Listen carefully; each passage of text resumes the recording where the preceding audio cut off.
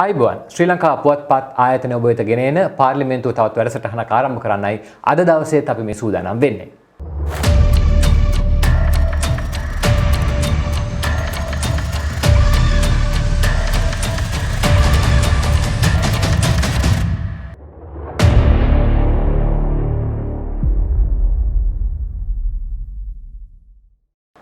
මේ දවසේ ඉතින් වැඩසටහනටත් පාර්ලිමේන්තුව කියන බය තමයි අපි ඉන්නේ.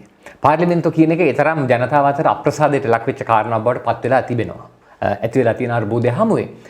කොහොම හරි මේ අර්බුදයෙන් ගොඩ එීමත් අපිට තියෙන පාර්ලිමේන්තුව තුළම තමයි. මම හිතන්නේ එළියේ වෙනින් ක්‍රියාමාර්ග අරගෙන අපිට මේකෙන් ගොඩ එන්න පුළුවන් කමක් තියෙයි කියලා. ඉතින් ඒ නිසා පාර්ලිමේන්තුව මේ පැත්තට තල්ලු කරන්න ඕනේ සහ ජනතාව විදිහට පුරවැසියන් විදිහට අපි දැනුවත් වෙලා ඉන්න ඕනේ පාර්ලිමේන්තුව හරහා මේ රට ගොඩනගා ගන්නේ කොහොමද කියන කාරණාව.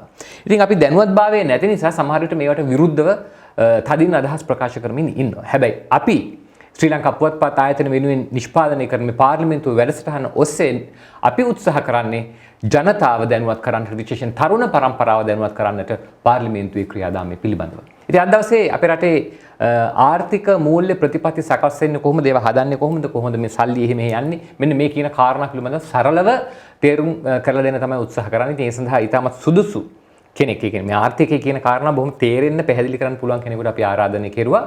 දනනාක් ප්‍රනාන්දු ප්‍රධාන මෙහෙයුම් නිලධාරී ඇඩ්වොකාට් ආයතනයේ අයිබෝන් කියලා පිළිගන්නවා. අයිබෝන් ආර්ද. රයිට්. දැන් මේ අපි මේ රාජ්‍ය කියන රට ගැන කතා බහ කරනකොට අපි දන්නවා දැන් මේ දවස්වල මේ මූල්‍ය ප්‍රතිපත්ති පිළිබඳව සල්ලි නෑ, අරවා මේවා ආර්ථික ප්‍රශ්න ගොඩාක් තියෙනවානේ. දැන් ලංකාව කියන රාජ්‍යයේ දැන් හුඟක් අය රාජ්‍යයේ පටලගෙන තියෙනවානේ. රාජ්‍යයේ මූල්‍ය කළමනාකරණය කරන්න මෙහෙම ආයතන පද්ධතියක් ඇතිනේ. දැන් අපි ගෙදරක නම් තාත්තා රස්සාවට ගියොත් අම්මට සල්ලි ටික දීලා අම්මක මේව කළා ඔහොම යනවනේ. ඒ වගේ ඉතින් රටක්කුත් දුවන්නේ නැහැ. මොකද්ද මේ තියෙන ආයතන පද්ධතිය? නැත්නම් මොකද්ද ක්‍රමවේදය? මට පොඩ්ඩක් මේක පැහැදිලි කරලා දෙන්න. හොනාර්ද. දැන් රජය මූලික වශයෙන්ම ආදායම කළමනාකරණය කරන්නේ මුදල් අමාත්‍යාංශය හරහා.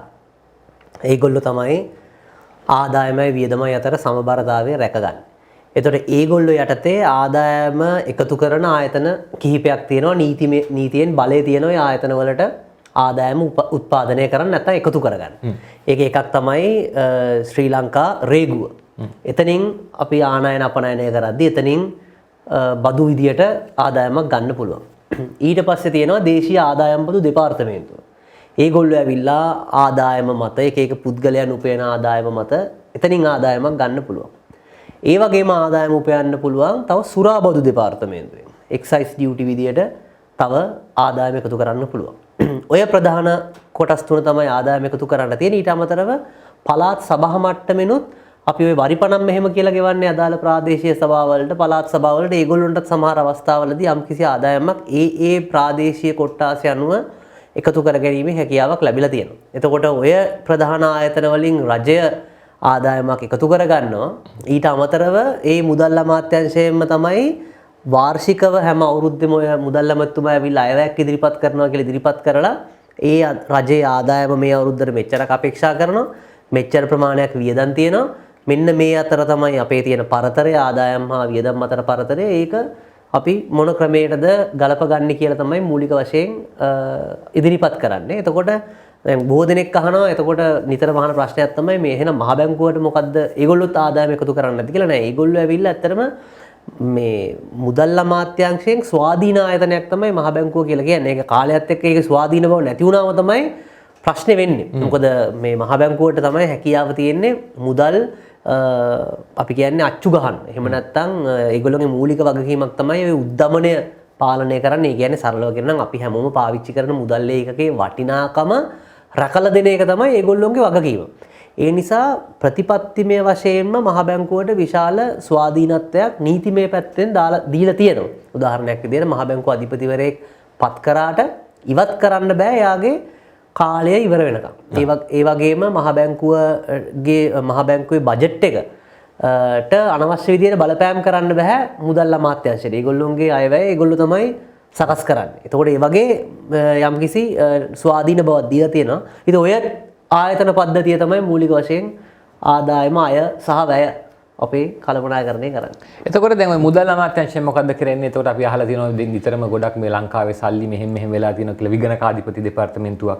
මේවා මොකද්ද ඔය කාරණා මූල්‍ය ප්‍රතිපත්ති සකස් කිරීමේ මේ වැදගත් වෙන කොයි විදිහට? ඒ ඇවිල්ලා නාරද අපේ දැන් අර ප්‍රජාතන්ත්‍රවාදයත් එක්ක යද්දී මේ තියෙනවනේ එක එක කුළුණු ඒ වගේ විගණනය කියලා කියන්නේ තවත් එක කුළුණක්. ඒගොල්ලෝ අරගොල්ලොන්ගෙන් ස්වාධීනයි. ඒගොල්ලෝට පුළුවන් තොරතුරු හොයලා බලන්න මේ නිසි පරිදි විනිවිදභාවයෙන් යුතුව මේ මුදල් වියදම් කිරීම, ආදායම් ලබා ගැනීම සහ ඒව වියදම් කරද්දී මොන විදියටද ඒ ප්‍රසම්පාදන ක්‍රියාවලිය නැත්තම් අපි කියන්නේ මේ මොනවාද ටෙන්ඩර් පටිපාටි ඒව නිසි පරිදි සිදු වුණාද කියලා බලන්න පුළුවන් විගණකාධිපති දෙපාර්තමේන්තුවට. ඒකත් ස්වාධීන ආයතනයක්. නමුත් ඉතින් ප්‍රශ්නේ තියෙන අරද අපේ වගේ රටවල් වල ඒ වගේ ඒ ආයතන පද්ධතිය ස්වාධීන භාවය අඩුයි. ඒකට අර ගොඩක් වෙලාවට ඔක අර ඉංග්‍රීසියෙන් කියනවා ඉන්ස්ටිටියුට්ස් හදන්න ඕන කියලා. දැන් ගොඩක් කට්ටිය ඉන්ස්ටිටියුට්ස් හදන්න ඕන කොහොම හිතන්නේ තවත් ආයතන හදන්න ඕන කියලා. ඇත්තට මේ ඉන්ස්ටිටියුට්ස් කියන්නේ ආයතන වලට වඩා නාරත දැන් අපේ මැතිවරණ ක්‍රමය කියලා කියන්නේ එක ඉන්ස්ටිටියුට් එක. දැන් අපිට කවුරු හරි තෝරගන්න පුළුවන් ක්‍රමයක් නේක. කවුරුත් ප්‍රශ්නයක් නැහැ. කොලයක් දෙනවා අපිට කතරේ ගහලා ඉන්ස්ටිටියුට් එක. ඒ වගේ විගණනය විනිවිදභාවය කියලා කියන්නේ ඒ වගේ ඉන්ස්ටිටියුට්ස් කියන්නේ ආයතන නෙවෙයි. ඒක වෙන ක්‍රමවේදයක් තියෙනවා. ඒතකොට ඒ අනුව තමයි අපි කියන්නේ පාර්ලිමේන්තු මන්ත්‍රීවරු ඒගොල්ලොන්ගේ වත්කම්, බැරකම් ප්‍රකාශ කරන්න ඕනේ ඡන්දෙ ඉල්ලන කලින්. ඒතකොට ඒක විනිවිදභාවය සම්බන්ධ ඉන්ස්ටිටියුට් එක.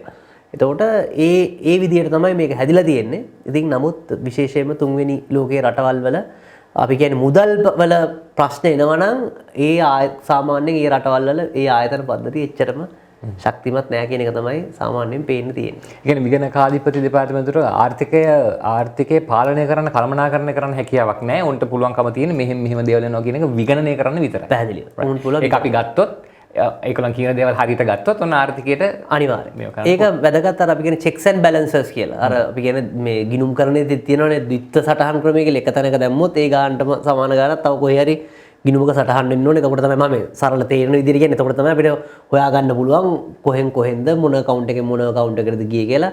අන්න ඒ වගේ මේ ද්විත්ව සටහන වගේ තමයි අපි කියන්නේ checks and balances. එක පැත්තකින් මුදල් වියදම් කරද්දී ඒක හරියට වියදම් කරනවද? ඒ වියදම් කරපු ප්‍රමාණයට සරලන මුදලකට ඒ වත්කම වටිනවද? රුපියල් 1000ක වියදම් කරා නම් ඒ ගත්තු භාණ්ඩේ වටිනාකම රුපියල් 1000කට සමාන අගයක් වෙන්න එපා. එතකොට ඒක කැඳවපු කෙනා නිසි ආකාරයට කැඳෙව්වද? ඒ වගේ ක්‍රියාපටිපාටි තමයි විගණකාධිපති දෙපාර්තමේන්තුවේ මූලික වශයෙන් බලන්නේ. ඒගොල්ලෝ ආර්ථිකය පරිපාලනය කිරීමේ හැකියාවක් නැහැ. ඒකට මූලික බලතල තියෙන්නේ මුදල් අමාත්‍යාංශයට.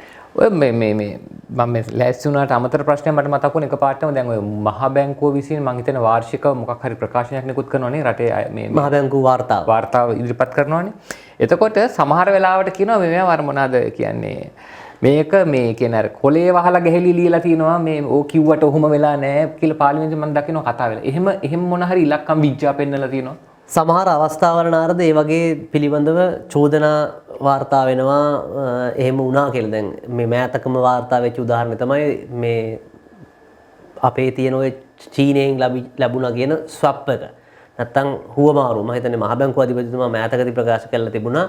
ඒක තිබුණට මේක පාවිච්චි කරන්නේ කොහොමද කියලා අපි තාම දන්නේ නැහැ. අපි දැන් තමයි චීන තානාපති කාර්යාලයත් එක්ක කතා කරලා මේ තියෙන බිලියන 1.5ක් වටිනවා කියන චීන මුදල් එක ප්‍රමාණය කොහොමද පාවිච්චි කරන්න කියලා. ඉතින් එතකොට ඒ වගේ සමහර අවස්ථා එහෙම වාර්තා වෙලා තියෙනවා. නමුත් ඒක සුදුසු නැති බව තමයි ඉතින් අපි කමුතුන් කියන්න අවශ්‍යතාවයක් නැහැ. එහෙම නිසි තොරතුරු ලබා නොදුන්නොත් එහෙම ඒක යුතු නැහැ. මොකද අපි අර නියෝජිතයෙක් විදියටනේ වුණ පත් කරලා තියෙන්නේ. එතකොට ඔවුන්ගේ වටිනා යුතුයකම තමයි ජනතාවට ඒ ඇත්ත කියන එක. දැන් නාරදගේ නියෝජිතය විදියට මාව පත් කරනවා නම් මං ඇවිල්ලා නාරදටත් ඇවිල්ලා නාරද තමයි මාව පත් කරේ. මං ඇවිල්ලා නාරදට ඇවිල්ලා සම්පූර්ණ වෙනස් කතන්දරයක් ඇත්ත වසන් කරනවා නම් ඒක යුතු නෑනේ. මොකද ඔබතුමා තමයි මාව පත් කරේ. ඉතින් මම පත් කරපු කෙනාගේ යුතුයකම තමයි ඔබතුමාට මේක නිසි පරිදි තොරතුරු ටික දැනුවත් කරන එක. ඉතින් ඒ නිසා ඒ වගේ දේවල් යුතු නැහැ. ඒ වගේ අවස්ථා මහ බැංකුව පැත්තෙනුත් අනික් පැතිවලුනුත් නිතරම වාර්තා වෙනවා මේ අංක විජ්ජා පිළිබඳව එය නොයුතු දෙයක් බව තමයි කියන්න තියෙන්නේ. මම හිතන්නේ ගොඩක් වෙලාවට උනේ ඩොලර් වටිනාකමට අරක ආදේශ කළා මෙච්චර ඩොලර් සංචිත තියෙනවා කියන වගේ කතන්දරයක් කිව්වා. හැබැයි අරක එහෙම ඩොලර් ගොඩට ගන්නත් විදියක් නැහැ. ඒකෙන් වෙනින් දේවල් කරන්න පුළුවන් මොනවද කරන්න කියලා දන්නෙත් නැහැ කියලා ඔබ කියවන තාමත් අර ඉන්දියන් ක්‍රෙඩිට් ලයින් එක අපිට හම්බෙලා තියෙන ඒකෙදි තියෙන්නේ අපිට නිශ්චිත දේවල් ටිකක් තියෙනවා. ඒ ටික තමයි කරන්න පුළුවන්. වෙනින් එහෙම මුකුත් කරන්න බෑ ඒකෙන්. එතකොට ඒක අර සමස්තයට එකතු කරන්න කරලා කියන්න බෑ අපිට නේ. හරියට හරි. ඒක තමයි ඒ සමහරට සංචිත දැන් සංචිතවලට වැටෙද්දී මොකද්ද සංචිතයට දාන්න පුළුවන් කියලා අන්තර්ජාතික මූල්‍ය අරමුදල හරහා තියෙනවා ගයිඩ්ලයින් එක. මොනවද සංචිතයකට ගන්න පුළුවන් කියලා. ඉතින් ඒ ගයිඩ්ලයින් එක හරහා ගත්තනම් ওই ප්‍රශ්නේ ඇති වෙන්නේ නැහැ. ඒගොල්ලෝ කියනවා ඒක නිදහසේ පාවිච්චි කරන්න පුළුවන් වෙන්න ඕන එක්කෙනෙක් එක්ක ගනුදෙනු කරගන්න පුළුවන් වෙන්න ඕන එහෙම කියලා. එතකොට ඒක තමයි සංචිතයකට ගැනෙන්නේ. ඉතින් මම හිතන්නේ මේ නිර්ණායකය ගැන එච්චර පැහැදිලි කිරීමක් නැතුව තමයි මම හිතන්නේ මට පේන විදිහට මේක අරගෙන තියෙන්නේ. ඒ ගැන විවිධ මතවාද තිබුණා. ඉතින් අපි වගේ සාමාන්‍ය මේ අපි කියන්නේ ඇනලිස්ට්ලට සහ නාරදලා අපි වගේ හැමෝටම ඒ ආයතනයේ පිළිබඳව නාරද අපි ලොකු විශ්වාසයක් තියලා තියෙනවා. දැන් අපිට හරි කවුරු හරි ලොකුත් එහෙම නෑ මෙතන බිලියන මෙච්චරක් තියෙනවා සංචිත කියලා ඔයාටයි මටයි ගිහිල්ලා මේක ගණන් කරලා බලන්න බෑනේ. එතකොට අපි ඒ කියන පුද්ගලයා කියන එක අපිට විශ්වාස කරන්න කියන්නේ අපි විශ්වාස කරන්නේ මේ අන්ධ භක්තියෙන් විශ්වාස කරනව නෙමෙයි. අපි අර ඒ ආයතනයට තියෙන ගෞරවයක් සහ මේ ආයතනය අපිට බොරුවක් නොකියනවා කියන ඒක අනුව අපි ඒක විශ්වාස කරනවා. දැන් මගේ බැංකුව ගිනුවේ බැංකුව ගොත් එහෙම රුපියල් 5000ක් තියෙනවා කියලා මම බැංකුවේ ගිහිල්ලා මට කියන්නේ නැහැ සේප් කරලා මගේ 5000 පෙන්නන්න කියලා. එහෙම කියන්නේ නැහැ. මොකද අපි විශ්වාස කරනවා බැංකුව මම 5000ක් දැම්මොත් ඒ 5000 සුරක්ෂිතව ඇති කියලා. නැත්නම් මම උදේට කෝල් කර අහන්නේ නැහැ බැංකුවෙන් මම ඊයේ 5000ක් දැම්මා. ඒක තාම තියෙනවද? හෙටත් කතා කරලා එහෙම අහන්නේ නැහැ. මොකද ඒ විශ්වාසය මත යන දෙයක්. ඉතින් ඒ වගේ තත්ත්වයක් තමයි ඒකයි මම කිව්වේ. ඒ වගේ දේවල් නිසි පරිදි එකක් sannivedanaya කරන්න ඕනේ. අනිත් එක ඒ වගේ වැරදි තොරතුරු මේ ජනගත කරාට පස්සේ ඒකෙන් වැරදි මතයක් එනවා. ඒ කියන්නේ එකපාරක් විශ්වාසය පළුදුනාට පස්සේ ඒක ගොඩනගන්නත් අමාරුයි. ඒකයි ඔය බැංකුව වල එහෙම විශේෂයෙන්ම මේ ඔය සන්නාමකරණයේදී ඔය විශ්වාසය කියන එක නිතරම බලන සාධකයක්. දැන් ඊළඟ කාරණාව තමයි මේ අයවැය කියන එක අපි හැමතිස්සෙම අහලා තියෙන දෙයක්. ඉස්සර අපි මේ පුංචි කාලේ අපි දන්නවා මේ අයවැයක් වෙනවා කියන එක අපේ වැඩිහිටියෝ නිකන් පොඩ්ඩක් සීරියස් බලනවා. මොනවාද හෙට දවසේ අර අයවැය රහස්‍යගත පෙට්ටියක් නරගෙන ඉන්න ඉස්සර. එතකොට හෙට දවසේ තමයි අපි දැනගන්නේ මොනවාද වෙලා තියෙන්නේ. සාමාන්‍ය නැත්තම් රේඩියෝ එකේ ඔය අපි සජීවීව අහගෙන ඉන්නවා වැඩි වෙලා තියෙන්නේ. හැබැයි මෑත කාලිනව අපි දකිනවා අයවැයට කලින් දේවල් වැඩි වෙනවා. නැත්තම් අයවැයෙන් කියන දේවල් නෙමෙයි අයවැයෙන් පස්සේ වෙන්නේ. දැන් මේක නිකම්ම ලියවිල්ලක් බවට පත් වෙලාද? මම මේ ක්වෙස්චන් එකක් ප්‍රශ්නයක් විදිහට මේක අහන්නේ. ඒත් එක්කම අයවැය ලේඛනය කියලා කියන්නේ මොකක්ද? අපි දන්නවා ලංකාවේ පරිපාලනය සම්බන්ධ වෙන පළාත් සභාව වෙන්න පුළුවන්, පාර්ලිමේන්තු වෙන්න පුළුවන්, ප්‍රාදේශීය ආයතන පළාත් පාලන ආයතන වෙන්න පුළුවන්. මේවැයත් අයවැයවල් තියෙනවා. ඉතින් මෙන්න මේ අයවැය සහ ඒකෙන් මොකද්ද සිද්ධ වෙන්නේ කියන කාරණා පොඩ්ඩක් මට පැහැදිලි කරලා දෙන්න. සහ මෑතකම ඉදිරිපත් කර මේ ඔක්කොම එකපාරම අහන්න අතුරට. මෑතකම ඉදිරිපත් කරපු අය ලොකු සංවර්ධන අයවැය. හැබැයි සල්ලි තිබුණේ අපිට මේක රියලිස්ටික් නෑ ඒ අයවැය ඉදිරිපත් කරපු එක. දැන් ආයි පාරක් එකක් ඉදිරිපත් කරන්න වෙන කතාවක් මම දැක්ක අහලා තියෙනවා. මේ ඔක්කොම එකතු කරලා මට පොඩ්ඩක් පැහැදිලි කරලා දෙන්න. මොනවාද අයවැය කියලා කියන්නේ? රජය ඒ පවතින ආණ්ඩුව අදාළ ඊළඟ වර්ෂයට අපේක්ෂා කරන ආදායම සහ වියදම පිළිබඳව ඇස්තමේන්තුව තමයි ජනතා නියෝජිතයන් ඉදිරිපත් කරන්නේ. මේක වැදගත් වෙන්නේ මේක පාර්ලිමේන්තුවට තමයි සියලුම මුදල් බලතල තියෙන්නේ. ඒ කියන්නේ පාර්ලිමේන්තුවෙන් අනුමත කරන ආදායම් සහ වියදම් තමයි රජයකට අය කරගන්න පුළුවන්. මොකද එතන තමයි අර සාමාන්‍ය අපි කියන්නේ මේක සංකල්පයක් විදිහට ගත්තොත් අර මම කලින් කිව්වා වගේ ජනතාව පත් කරලා එන නියෝජිතයෝ තමයි මෙතන ඉන්නේ. ඒතර ඕන් ජනතාව වෙනුවෙන් මේ නියෝජිත ප්‍රජාතන්ත්‍රවාදය හැටියට අනුමත කරනවා බහුතරයක් විසින් හරි මේ වියදම් සහ ආදායම් සඳහා මම එකගයි කියලා. ඒතර ඒ අනුව තමයි ඒ අදාළ අයවැය සඳහා අවස්ථාව ලැබෙන්නේ. එතකොට ඒක තමයි අර අයවැය පරාජය වුණොත් එහෙම රජය ගෙදර යනවා කියලා කියන්නේ. මොකද ඒ කියන්නේ මුදල් පාලන බලතලය සඳහා ජනතාව අනුමැතිය නොලැබුණා හා සමානව තමයි ඒක සැලකෙන්නේ. ඉතින් මෙතනදී ඇවිල්ලා මගේ අදහස නම් නාරද කිව්වා වගේ මේක ඇවිල්ලා බොහොම මේ සිහින නිකන් අර කැමැති කට්ටිය අර අපි කියන්නේ විශ් ලිස්ට් එකක් ලියනවා කියලා පොඩි කාලේ කියන්නේ බබා ලොකුනාම කවුරු වෙන්නද කැමති කොහම ඉතින් අපි අර අපේ හිතේට එන කියන්නේ ඒකේ පොඩි එකකුත් තියෙනවා ඉතින් අපි කවුරුට කැමති එකක් තමයි ලියන්නේ. නමුත් අර නිකන් හිතට එන ඕන එකක් අපි අරම කරමු මේව හදමු අරම කරමු කියලා මේකේ උඩ යට ගලපගෙන එනවා. මම එකපාරක් මේ මුදල් අමාත්‍යාංශ නිලධාරී මහත්තයෙක්ගෙන් ඇහුවා මේ කොහොමද ඇත්තටම දැන් ඔය ඔබතුමන්ලා ඇවිල්ලා කියනවනේ මේ අර මුදල් ඇමතුමා අහවල් ඉස්කෝලේ මේ මොනවාද පිහිනුම් තටාකයක් සැදීම සඳහා මෙච්චර මුදලක් වියදම් කරනවා.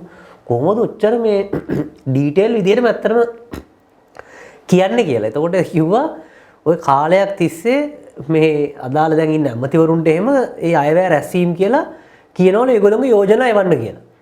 ඉතින් එක එක්කෙනා අරන් එනවලු. ඉතින් එක එක ඇමතිතුමා එයාගේ තියෙන හිතේ තියෙන ඔක්කොම කැමති ටික අරන් එනවා.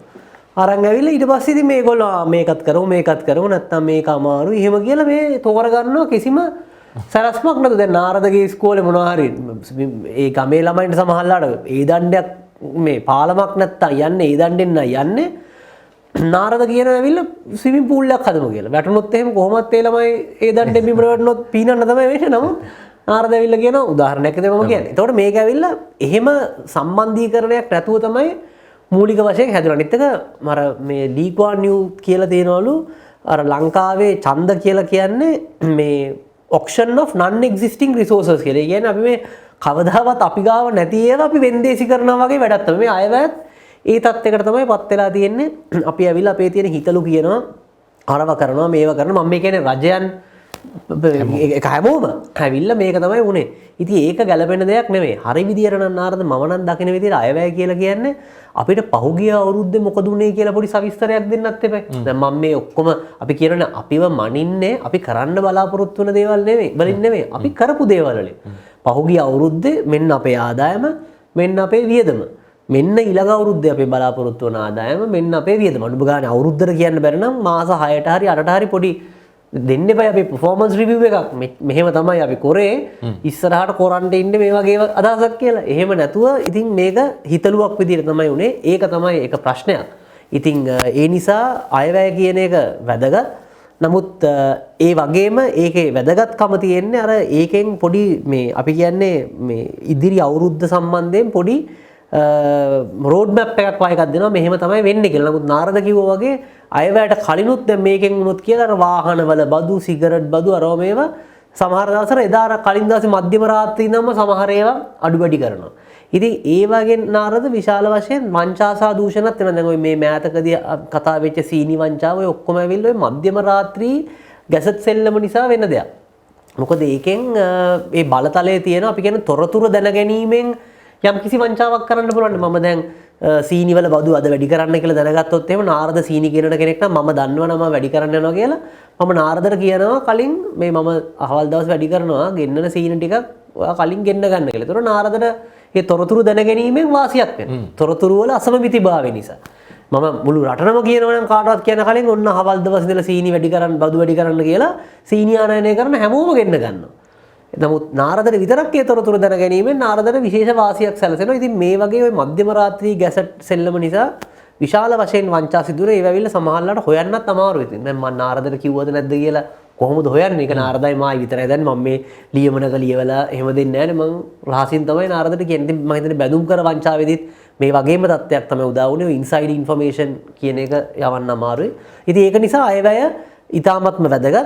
නමුත් අයවැයට වඩා වැදගත් මං හිතන්නේ කලින් අපි කොහොමද මේක කරේ ඔය වෙරිටි රිසර්ච් වගේ ආයතන බජට් ට්‍රැකර් කියලා එකක් කරා. ඒකෙන් මට මතක නැහැ හරියටම සංඛ්‍යා ලේඛන. නමුත් දල වශයෙන් අයවැය යෝජනා වලින් 120ක් 30ක්වත් ක්‍රියාත්මක වෙන්නේ නැහැ. අඩුම තරමේ සමහර යෝජනා වලට මොකද උනේ කියලා තොරතුරක්වත් නැහැ. අඩුම ගානේ මේක වුණාද නැද්ද වෙනවද මේක work in progress ද කියලාවත් තොරතුරක්වත් හොයාගන්න නැහැ. මේවා බොහෝ නිකරුණේ දාණයව විතරයි. ඉතින් ඒක ඉතා වැදගත් අපි නිසි පරිදි මේක මොනිටර් කරන එක හරියට වෙනවද නැද්ද කියලා. ඒ කියන්නේ හරි විදිහට නම් අයවැයක් කියලා කියන්නේ ජනතාවට රටට ඉතා වැදගත් දෙයක් විය යුතුයි. නමුත් එහෙම වෙන්නේ නැහැ. එහෙම වෙන්නේ නැහැ. හරියට සරලව කියනවා නම් එහෙම වෙන්නේ නැහැ. මේක අර මං කිව්වා වගේ විශ් ලිස්ට් එකක් අරන් ඇවිල්ලා නැති ප්‍රතිපාදන වලින් කරන්න බැරි දේවල් ගොඩක් කියලා ජනතාවත් හිතන්නේ නැතුව ඒ වෙලාවට හුරේ දාලා මේක බොහොම දේශපාලනීකරණය වෙච්ච ස්වභාවයක් තමයි තියෙන්නේ. මුල් කාලිනවත් එහෙමද?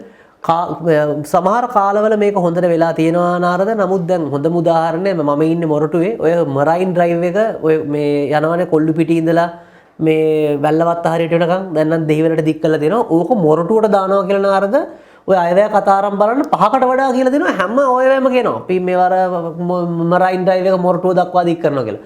පුදුම කියන්නේ මිනිස්සුත් හැම පාරම කියන පස් පාරම ඒකට අප්පුඩි ගහනවා. පස්වෙනි වතාවටත් කියනවා මේක දික් කරනවා කියලා. මම මේක උදාහරණයක් කියන්නේ. දැන් ওই වගේ උදාහරණ ගණනාවක් කියන්න පුළුවන්.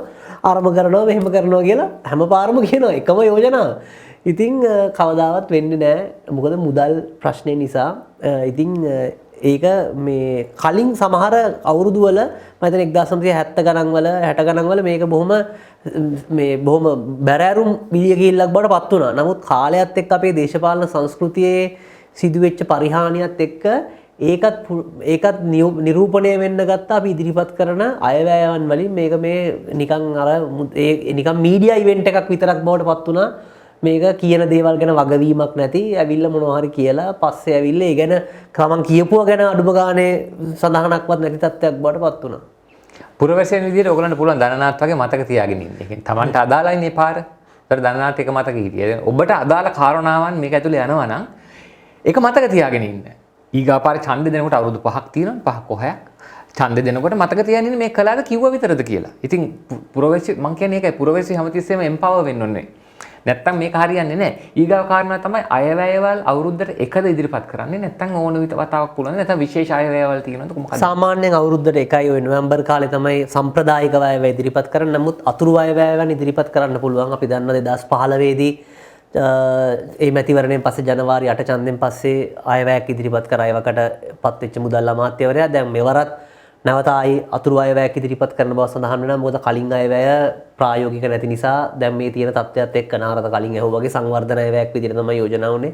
නමුත් අපිට ඒක කරගන්න මුදල් නැහැ. අනිත් එක ඒ තිබ්බ ඒ හිටපු මුදල් අමාත්‍යවරයා නෙමෙයි දැන් අලුත් මුදල් අමාත්‍යවරයෙක් ඉන්නේ. එතකොට එතුමා මේ ගැන හිතපු විදියයි දැන් ඉන්න මුදල් අමාත්‍යවරයා අර කලින් අයවැයම කරේ තියාගෙන යන්න අවශ්‍යතාවයක් නැහැ නිසා අලුත් අයවැයක් ඉදිරිපත් කරන බවට සඳහන් වෙලා තියෙනවා. එහෙම අවශ්‍යතාවයක් නැහැ. අතුරු අයවැයක් ඉදිරිපත් කරන්න පුළුවන්. නමුත් ඒ අයවැය ජයග්‍රහණය කරන්න ඕනේ නැත්නම් ඒක පාර්ලිමේන්තුවෙන් සම්මත කරන්න ඕනේ. ඒකෙන් මුදල් වියදම් කිරීම සහ අනුමත කර ගැනීම ආදායම් උපයා ගැනීම සහ වියදම් කිරීම සඳහා පාර්ලිමේන්තුවට තමයි බලය තියෙන්නේ. වුන් අනුමත නොකරොත් ඒක කරගන්න බෑ. ඒ කියන්නේ ඕන අයවැයක් ඕන වෙලාවක අතුරු අයවැයක් වගේ දෙයක් ඉදිරිපත් කළාට ඒකට සම්මත වෙන්න ඕනේ. පාර්ලිමේන්තුවේ සම්මත. ඊට අමතරව සල්ලි ගන්න තව මොකක්ද එකක් තියෙනවනේ ක්‍රමයක්. හදිස්සි සල්ලි මදි වුණා පරිපූර්ණ ඇස්තමේන්තුව. පරිපූර්ණ ඇස්තමේන්තුවත් පාර්ලිමේන්තුවේ සම්මත කරගන්න ඕනේ. ඒ ඇවිල්ලා අයවැයට පිටින් දානවා නම් පරිපූර්ණ ඇස්තමේන්තුව විදියට තමයි දාන්නේ. සප්ලිමන්ටරි එස්ටිමේට්ස් කියලා මම හිතන්නේ කියන්නේ. එතකොට ඒකත් පාර්ලිමේන්තුව ඒකයි මම කිව්වේ ඒකත් පාර්ලිමේන්තුවේ සම්මත කරගත්තොත් විතරයි වියදම් කරන්න පුළුවන්. ඉතින් ඒක නිසා තමයි අර ඔය ගොඩක් වෙලාවට අමාත්‍යවරුන්ගේ අපි නම් දකින්නේ මේ මොනවද නිවාස අලුත් වැඩියා කර ගැනීම සඳහා ඒ වගේ දේවල් වලට තමයි නිතරම පරිපූර්ණ ඇස්තමේන්තු දාන්නේ. ඒ කියන්නේ බජට් එකට නැති වියදම් විදියට දාද්දි පරිපූර්ණ ඇස්තමේන්තුවක් විදියට මේක සම්මත කරගෙන තමයි ජනතාවගේ අපි කියන්නේ මේ කන්සෙන්ට් එක නැත්නම් ජනතාවගේ මේ කැමැත්ත ලබා ගන්න මේ වියදම කිරීම සඳහා. ඕනනම් කැමති නොවී ඉන්නත් පුළුවන් නේද? පාර්ලිමේන්තුවට වෙන්න පුළුවන් විරුද්ධ වෙන්න. බහුතරයක් නැත්නම් ඒක සම්මත වෙන්නේ නැහැ. ඔව්. මම ඉතිහාසයේ දැකලා නැහැ පරිපූර්ණක ඇස්තමේන්තු වලට විරුද්ධ වෙච්ච ජනතා නියෝජිතය තරම් ඉන්නවයි කියලා. ඔක්කොමත් එක්ක එකතු වෙලා නිකන් ඉන්න සද්ද නැතුව. ඊගාව එක තමයි අපි ඒ කාරණායි ඊගාව කාරණාවට ගියොත් එහෙම මේ දල දේශීය දල ජාතික නිෂ්පාදිත නැහැ දල දේශීය නිෂ්පාදනය. මෙන්න මේක මේ කොවිඩ් තත්ත්වයට එක්ක මේ රටේ මේ දල දේශීය නිෂ්පාදනයේ මොකද උනේ මේක පහළ වැටුණාද?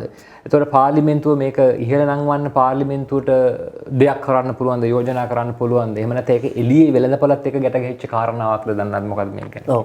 දැන් අර දල දේශීය නිෂ්පාදිතය කියලා කියන්නේ මේ කිසියම් කාල සීමාවක් ඇතුළත අවුරුද්දක දල වශයෙන් ඒ අදාළ භූමි ප්‍රදේශය ඇතුළේ රට ඇතුළේ කොච්චර ප්‍රමාණයක් නිෂ්පාදනය වෙනවද කියලා. ඉතින් මේක ඔය මහ බැංකුව ගණනය කරන කිසියම් නිශ්චිත ක්‍රමවේදයක් තියෙනවා.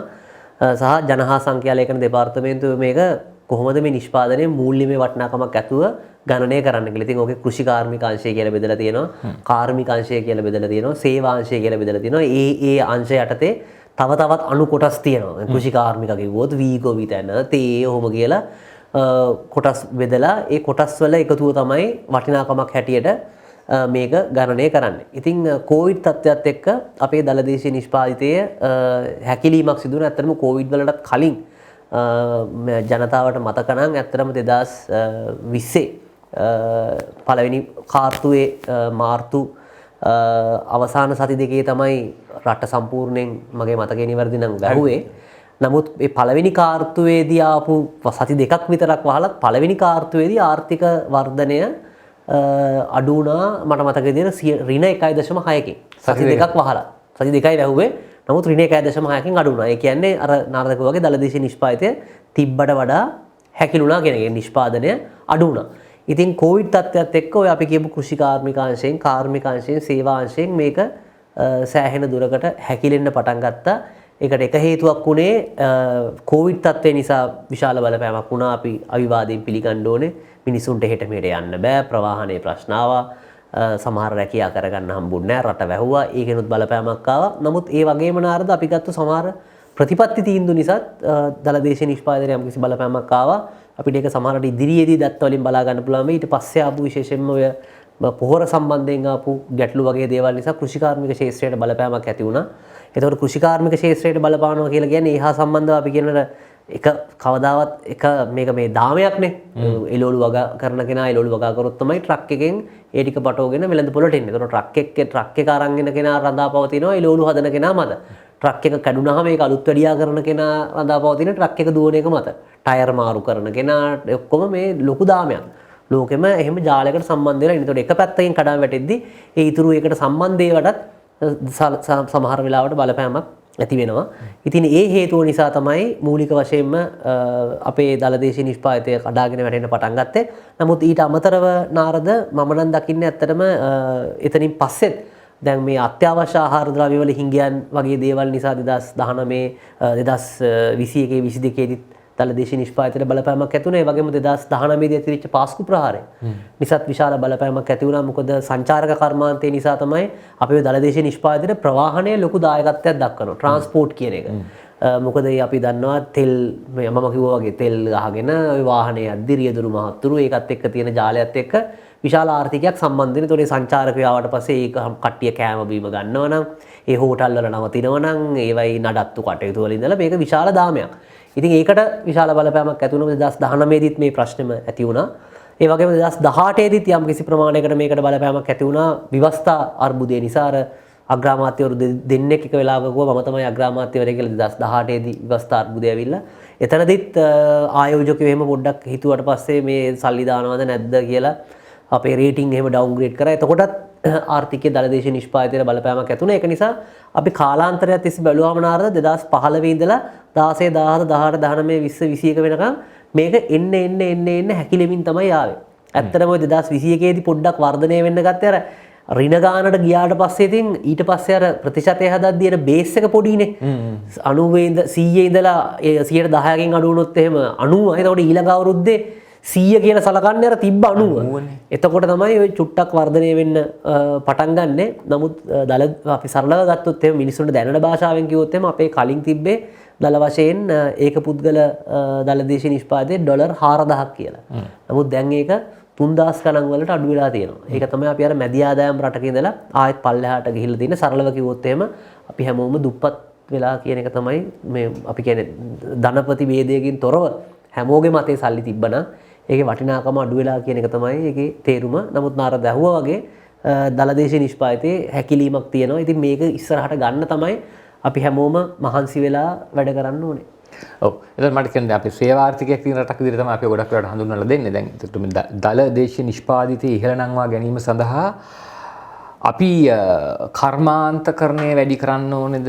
පාර්ලිමේන්තුවට පුළුවන් ද ඒගොල්ලන් ගන්න ප්‍රතිපත්ති තීන්දුවක් කරා මේ දලදේශීය නිෂ්පාදිතය වැඩි කරගන්න පොඩක් සරල කෙටින් පොඩ්ඩක් පුළුවන් නාරද? ඇත්තටම පාර්ලිමේන්තුවට කරන්න පුළුවන් මේ බොහෝ දෙනෙක් ඉන්නවා වැරදි මතයක මේ රජය ගිහිල්ලා ව්‍යාපාර කළා මේ දලදේශීය නිෂ්පාදිතය වැඩි කරන්න පුළුවන් කියලා. එහෙම කරන්න බෑ. දලදේශීය නිෂ්පාදිතය වැඩි කරන්න මේ නාරද මම මේ ඉන්න පිරිස වගේ මිනිස්සු වැඩ කරාම තමයි දලදේශීය නිෂ්පාදිතය වැඩි වෙන්නේ කාර්මික සේවාංශවල. පාර්ලිමේන්තුවට කරන්න පුළුවන් ඒ මිනිස්සුන්ට වැඩ කරන්න සුදුසු පසුබිමක් සකස් කරලා දෙන එක. ඒක හරියට ඇවිල්ලා අපේ අම්මලා තාත්තලා අපිට පරිසරය හදලා දෙනව නාරද හොඳට ඉගෙන ගන්න. එතකොට අපි තමයි මේක ඉගෙන ගන්න ඕන. අම්මලා තාත්තලාට ඉස්කෝලේට දාලා අකුරු කියවලා අයන්න උගන්වලා කරන්න පුළුවන්. ඒ වගේ ඉතින් පාර්ලිමේන්තුවට මේකට කරන්න පුළුවන් නාරද සාමාන්‍යයෙන් අපි දන්නවනේ අර පොඩි කාලෙත් උගන්වනවනේ ව්‍යාපාරයක් කරන්න අවශ්‍ය භූමිය, ශ්‍රමය, ප්‍රාග්ධනය, විවසාය. ඔය හතර නිසි පරිදි වෙන්න අවශ්‍ය පසුබිම තමයි සකසන්න ඕනේ. ඉතින් දැන් මම භූමියෙන් පටන් ගත්තොත් එහෙම අපේ තියෙන ප්‍රධාන ප්‍රශ්නයක් තමයි මේ විශේෂයෙන්ම කෘෂිකාර්මික ක්ෂේත්‍රයට හැමෝම මම දැක්ක ජනාධිපතිතුමත් අර එතුමා ගම සමග පිළිසඳර කරන අවස්ථාවලදී අහලා තියෙනවා මේ මෙච්චර සහනාධාර දීලත් මේ කෘෂිකාර්මික ක්ෂේත්‍රය හැමදාම ප්‍රශ්න. ගොවියෝ හැමදාම කණේරුවට කනවා, වහ බොන්න යනවා. හැමදාම මේක හරි ප්‍රශ්නයක්. ඉතින් මේක මං හිතන්නේ කවුරුත් හරියට තේරුම් අරගෙන නැහැ මෙතන මොකද්ද තියෙන ප්‍රශ්නේ කියලා. ඇත්තනේ අපි පොහොර විදියට විශාල සහනාධාරයක් දෙනවා. විශාල වාරි මාර්ග හරහා නොමිලේ වතුර ලබා දෙනවා. නමුත් හැමදාම ගොවියෝ ඇත්තට මේ මිනිස්සු හරි දුප්පත්. දැන් මේක නාරද ආර්ථික විද්‍යාවෙන් මට පේන එක තමයි භූමිය කියන ප්‍රශ්නය. දැන් අපේ ගොවි මහත්තුරු පාවිච්චි කරන තාක්ෂණය ඉතාමත්ම හැමදාම කියන තාක්ෂණය නෑ කියලා. ඉතින් දැන් ඊට පස්සේ අහන්න බෑ. ඒ තාක්ෂණය එන්නේ නැති කියලා හැමදාම අර නගුලිනුයි හරක බානයි දාන්න බෑනේ. ඉතින් තාක්ෂණය එන්න නම් නාරද මේ භූමියට ආයෝජනයක් කරන්න පුළුවන් වෙන්න එපා. අපේ භූමියෙන් 82%ක්ම අයිති රජයට. රජයට අයිති ඒකේ බලපත්‍රයක් ගන්න ඕනේ වගා කරන මේ 82 ඇතුලේ අර රක්ෂිත වනාන්තර වගේ කොටසකුත් තියෙනවා 28ක් 30ක් විතර. නමුත් ඔප්පු තියෙන ඉඩම් තියෙන්නේ ඉතාමත්ම සුළු ප්‍රමාණයක්. ඉතින් එතකොට නාරද ඔයාට ඉඩමේ අයිතිය තිබ්බොත් තමයි ඔයාට බැංකුවට ගිහිල්ලා මේ මගේ ඉඩම මට මේකෙන් ණයක් ගන්නගෙන මෙන්න මට ආයෝජනයක් කරන්න පුළුවන් කියලා තාක්ෂණයක් බීමට අරන් එන්න පුළුවන්. නමුත් අපේ ඉඩම් වලට එහෙම හැකියාවක් නැහැ. ඒක නිසා වෙන දේ තමයි නාරද අර ඔයා ගොවියෙක් නම් ඔයා හිතන ඔයාගේ අස්වැන්න වැඩි කරගන්න වගා කරන ඉඩම් ප්‍රමාණය වැඩි කරගන්න එක තමයි කරන්නේ. එතකොට වෙන්නේ අර කාලයක් ඒකටත් ජනාධිපතිතුමා සහ පැවති රජයේම මුණ දුන්නා මේ කැලෑ කපනවා කියලා. ඉතින් ඇත්තටම අර ඉන්න මිනිස්සු කරන්නේ වගාව වැඩි අස්වැන්න වැඩි කරන්න හෙක්ටයාරයක් වගේ මිනිස්සු හිතනවා හෙක්ටයාර දෙකක් වගා කරලා. ඉතින් හෙක්ටයාර දෙකක් වගා කරද්දී අපේ මේ පොඩි දූපතක් නේ නාරද වර්ග කිලෝමීටර් 65000 ගාන එන්නේ තියෙන්නේ. ඉතින් වැඩි වෙන්නේ නැහැ නේ ඔක. එතකොට අර ළඟ තියෙන කැලේට තමයි ඉතින් අපි කියන අල්ලන්නේ. එතකොට මේක කැපෙන්න පටන් ගන්නවා. ඉතින් අපි කරන්න ඕනේ මේකේ කාර්යක්ෂමතාවය වැඩි කරගන්න. එකම භූමියෙන් වැඩිපුර අස්වැන්නක් ගන්නෙ කොහොමද? ඉතින් ඒක තමයි පාර්ලිමේන්තුවට කරන්න පුළුවන් එක දෙයක්. ජනතාවට ඉඩම් අයිතිය ලබා දෙන්න මොකද්ද කරන්න පුළුවන්? දැනට මේ ඉඩම් ගොඩක් ඒවා ඵලදායී විදියට නෙවෙයි පාවිච්චි කරලා තියෙනවා. ඌ ඇවිල්ලා ගොඩක් ඔය දේශපාලඥයෝ ඒගොල්ලොන්ගේ අතවැසියන්ට පර්මිට් විදියට දීලා 99 අවුරුදු බද්දට දීලා ඕම කරලා ඕක සෙල්ලම් කර කර තමයි හැමෝම ඉන්නේ. ඒකයි ඔය ඉඩම් අමාත්‍යාංශය කියන එක මහා බලගතු අමාත්‍යාංශයක් බවට පත් වෙලා තියෙන්නේ. ඒක ඉඩම් පැත්තේ භූමිය. ශ්‍රමයේ පැත්තෙනුත් එහෙම නේද? අපේ කාන්තාවන්ට එහෙම ශ්‍රමය සම්බන්ධයෙන් නීති රීති තරම්ම වැඩ කරන්න පුළුවන් නීති රීති නෙවෙයි තිබ්බේ. මොකද මේ ළඟක් වෙනකම්ම විශේෂයෙන්ම රාත්‍රී කාලයේ සේවා. ඒ වගේම මේ කාන්තාවන්ට විතර නෙවෙයි. අපේ දැනට වුණත් නාරද ඔය පාර්ට් ටයිම් වැඩ කරනවා නම් ඒ හා සම්බන්ධ නීති රීති රෙගුලාසියෙම හරිම අපහසුයි ව්‍යාපාරවලට ව්‍යාපාර කරන්න. මම මේ කියන්නේ මේ විශාල ව්‍යාපාර නෙවෙයි. කුඩා හා ක්ෂුද්‍ර පරිමාණ ව්‍යාපාරවලට. ඒ වගේ ශ්‍රමය සම්බන්ධයෙන් ප්‍රශ්නයක් තියෙනවා. අන්න පාර්ලිමේන්තුවට පුළුවන් කාන්තාවන්ට වැඩ කරන්න පුළුවන් නීති රීති යම් කිසි අවස්ථාවක සම්පාදනය කළ දෙන්න. මමත් එකපාරක් ඔය පාර්ලිමේන්තුවේ ඉන්නෝනේ කාන්තා മന്ത്രിවරුන්ගේ සංසදය කියලා එකක් මම උන්ටත් එකපාරක් යෝජනා කරා. ඇත්තටම මේ කාන්තාවන් සඳහා වැඩ කරන්න අවස්ථාව දෙන්න කියලා. නමුත් උන් කියනවා ඉතින් අපි මේක යෝජනා කරාට අපිට අවශ්‍ය සහයෝගය හම්බ වෙන්නේ නැහැ පාර්ලිමේන්තුවේ මේ වගේ දේවල් සම්මත කරගන්න. සමහර වෙලාවල නාරද මේ නීති රීති කලින් පනවලා තියෙන්නේ යම් කිසි සාධාරණ හේතුවක් ඇතුව. ඒ කියන්නේ මේ 1950 ගණන් 60 ගණන් වල අර ශ්‍රමය සූරගෙන කරන අවස්ථාවලදී ඒ ශ්‍රමය ආරක්ෂා කර ගැනීම සඳහා යම් කිසි නීති රාමුවක් සකස් කරලා තියෙනවා. නමුත් නාරද දැන් ලෝකයේ ඊට වඩා බොහොම කාලයත් එක්ක විශාල වශයෙන් පරිණාමයට ලක් වෙලා තියෙනවා. ඒකට ඒකට අනුකූලව අපේ නීති රීති අනිවාර්යෙන් අපි වෙනස් කරගන්න ඕනේ.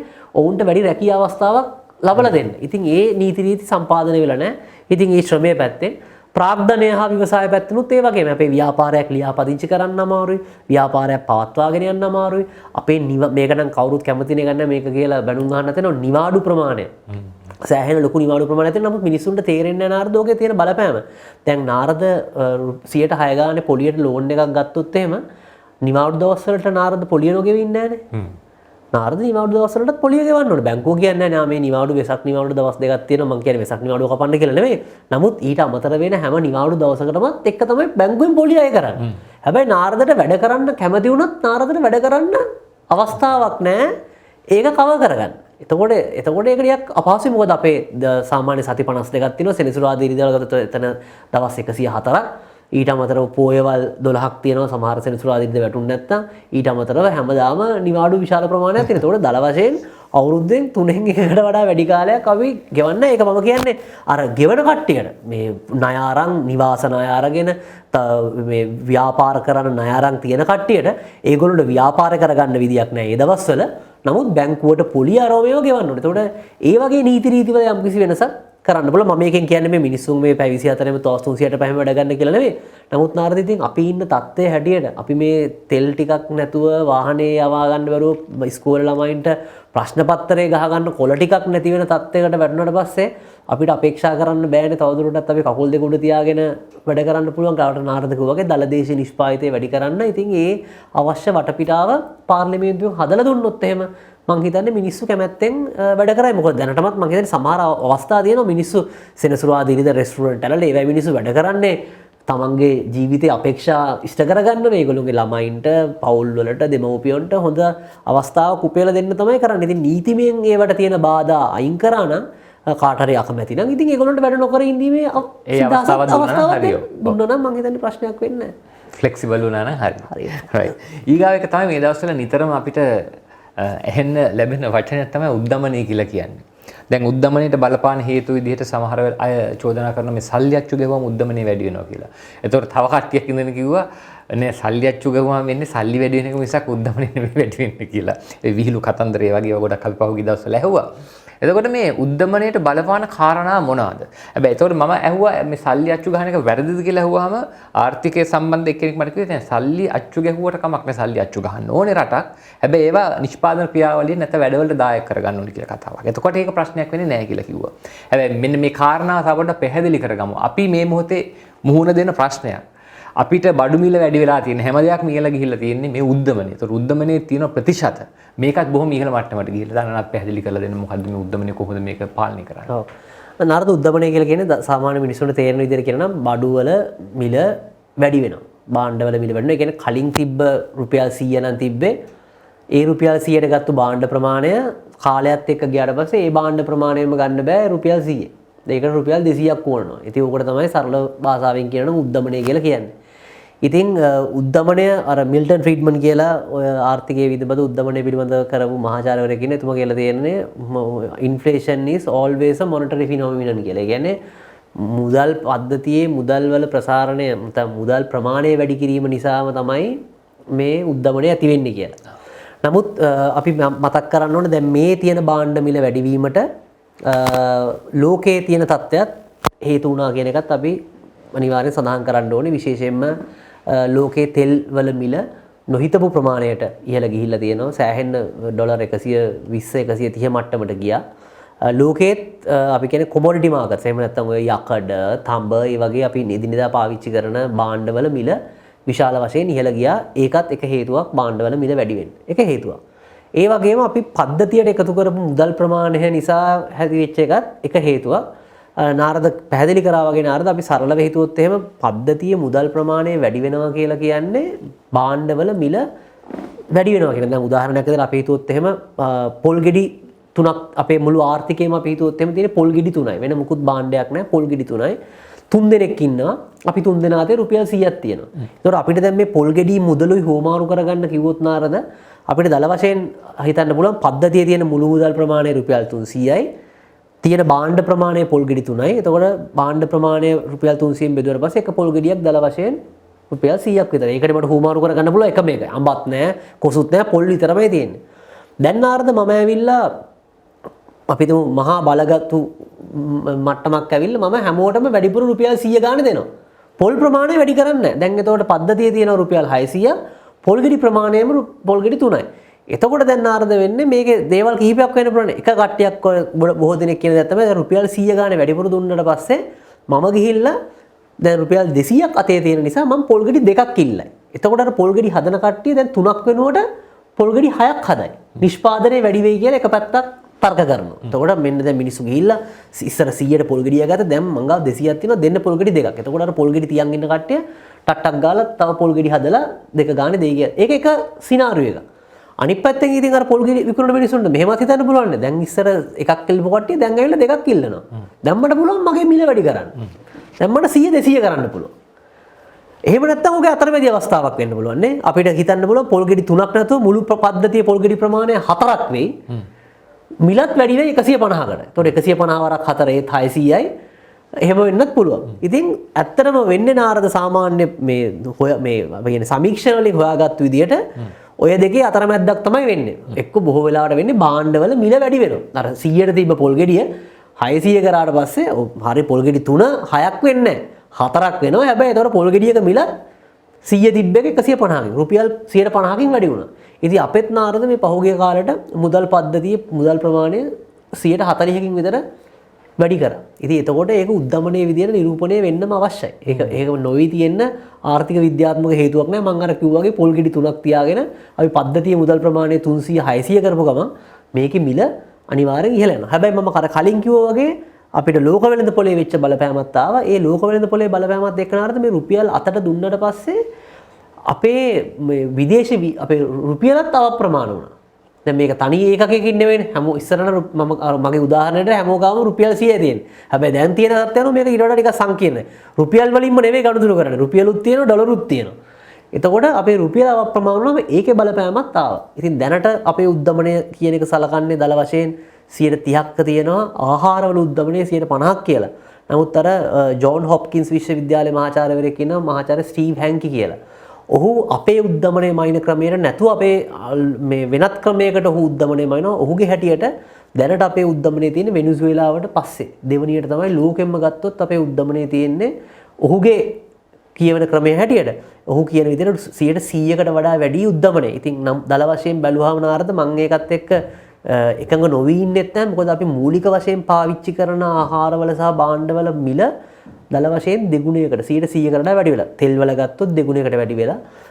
පරිප්පු ගත්තොත් එහෙම මට මතකයි ජනාධිපතිතුමා අර කොවිඩ් කාලේදී මට මතක විදිහට පරිප්පු කිලෝ එකක් රුපියල් 60කට දෙන්න කියලා තමයි ඒ දවස්වල නියෝග කරේ. රුපියල් 100ට වගේ දෙදී දැන් පරිප්පු කිලෝ එකක් මම හිතන්නේ රුපියල් 500කට කිට්ටුයි. එතකොට හාලුත් මට මතක තියෙන කාලේ රුපියල් 90ට 100ට තිබ්බ කිලෝ එක දැන් 200 පැනලා. එතකොට අපි මූලික වශයෙන් ගන්න තෙලුත් දෙගුණයකින් වැඩි වෙලා නම්, හාලුත් දෙගුණයකින් වැඩි වෙලා නම්, පරිප්පුත් දෙගුණයකින් වැඩි වෙලා නම් දල වශයෙන් මම කියන්නේ උද්දමනය ඒ භාණ්ඩ තුන මතම නදාපවතිනවා කියලා. නමුත් භාණ්ඩවල මිල දෙගුණයකින් වැඩි වෙච්ච බව තමයි තේරෙන්නේ. ඒකේ ජනතාවට බලපාන විදිහ තමයි ඔබේ පඩිය වැඩි වුණේ නැත්තම්. ඒකේ වක්‍රාකාර තේරුම තමයි ඔබේ පඩිය ඉස්සර ඔබට ලක්ෂයක් හම්බුණා නම් මාසෙකට දැන් ඒකේ වටිනාකම පඩිය වැඩි වුණේ නැත්තම් දැන් ඒකේ වටිනාකම රුපියල් 50000යි කියන එක. මොකද ඉස්සර ලක්ෂයකින් ගත්තු බඩු මේ ලක්ෂයකින් ගත්තු බඩු ටික ගන්න දැන් ලක්ෂ 2ක් ඕනේ.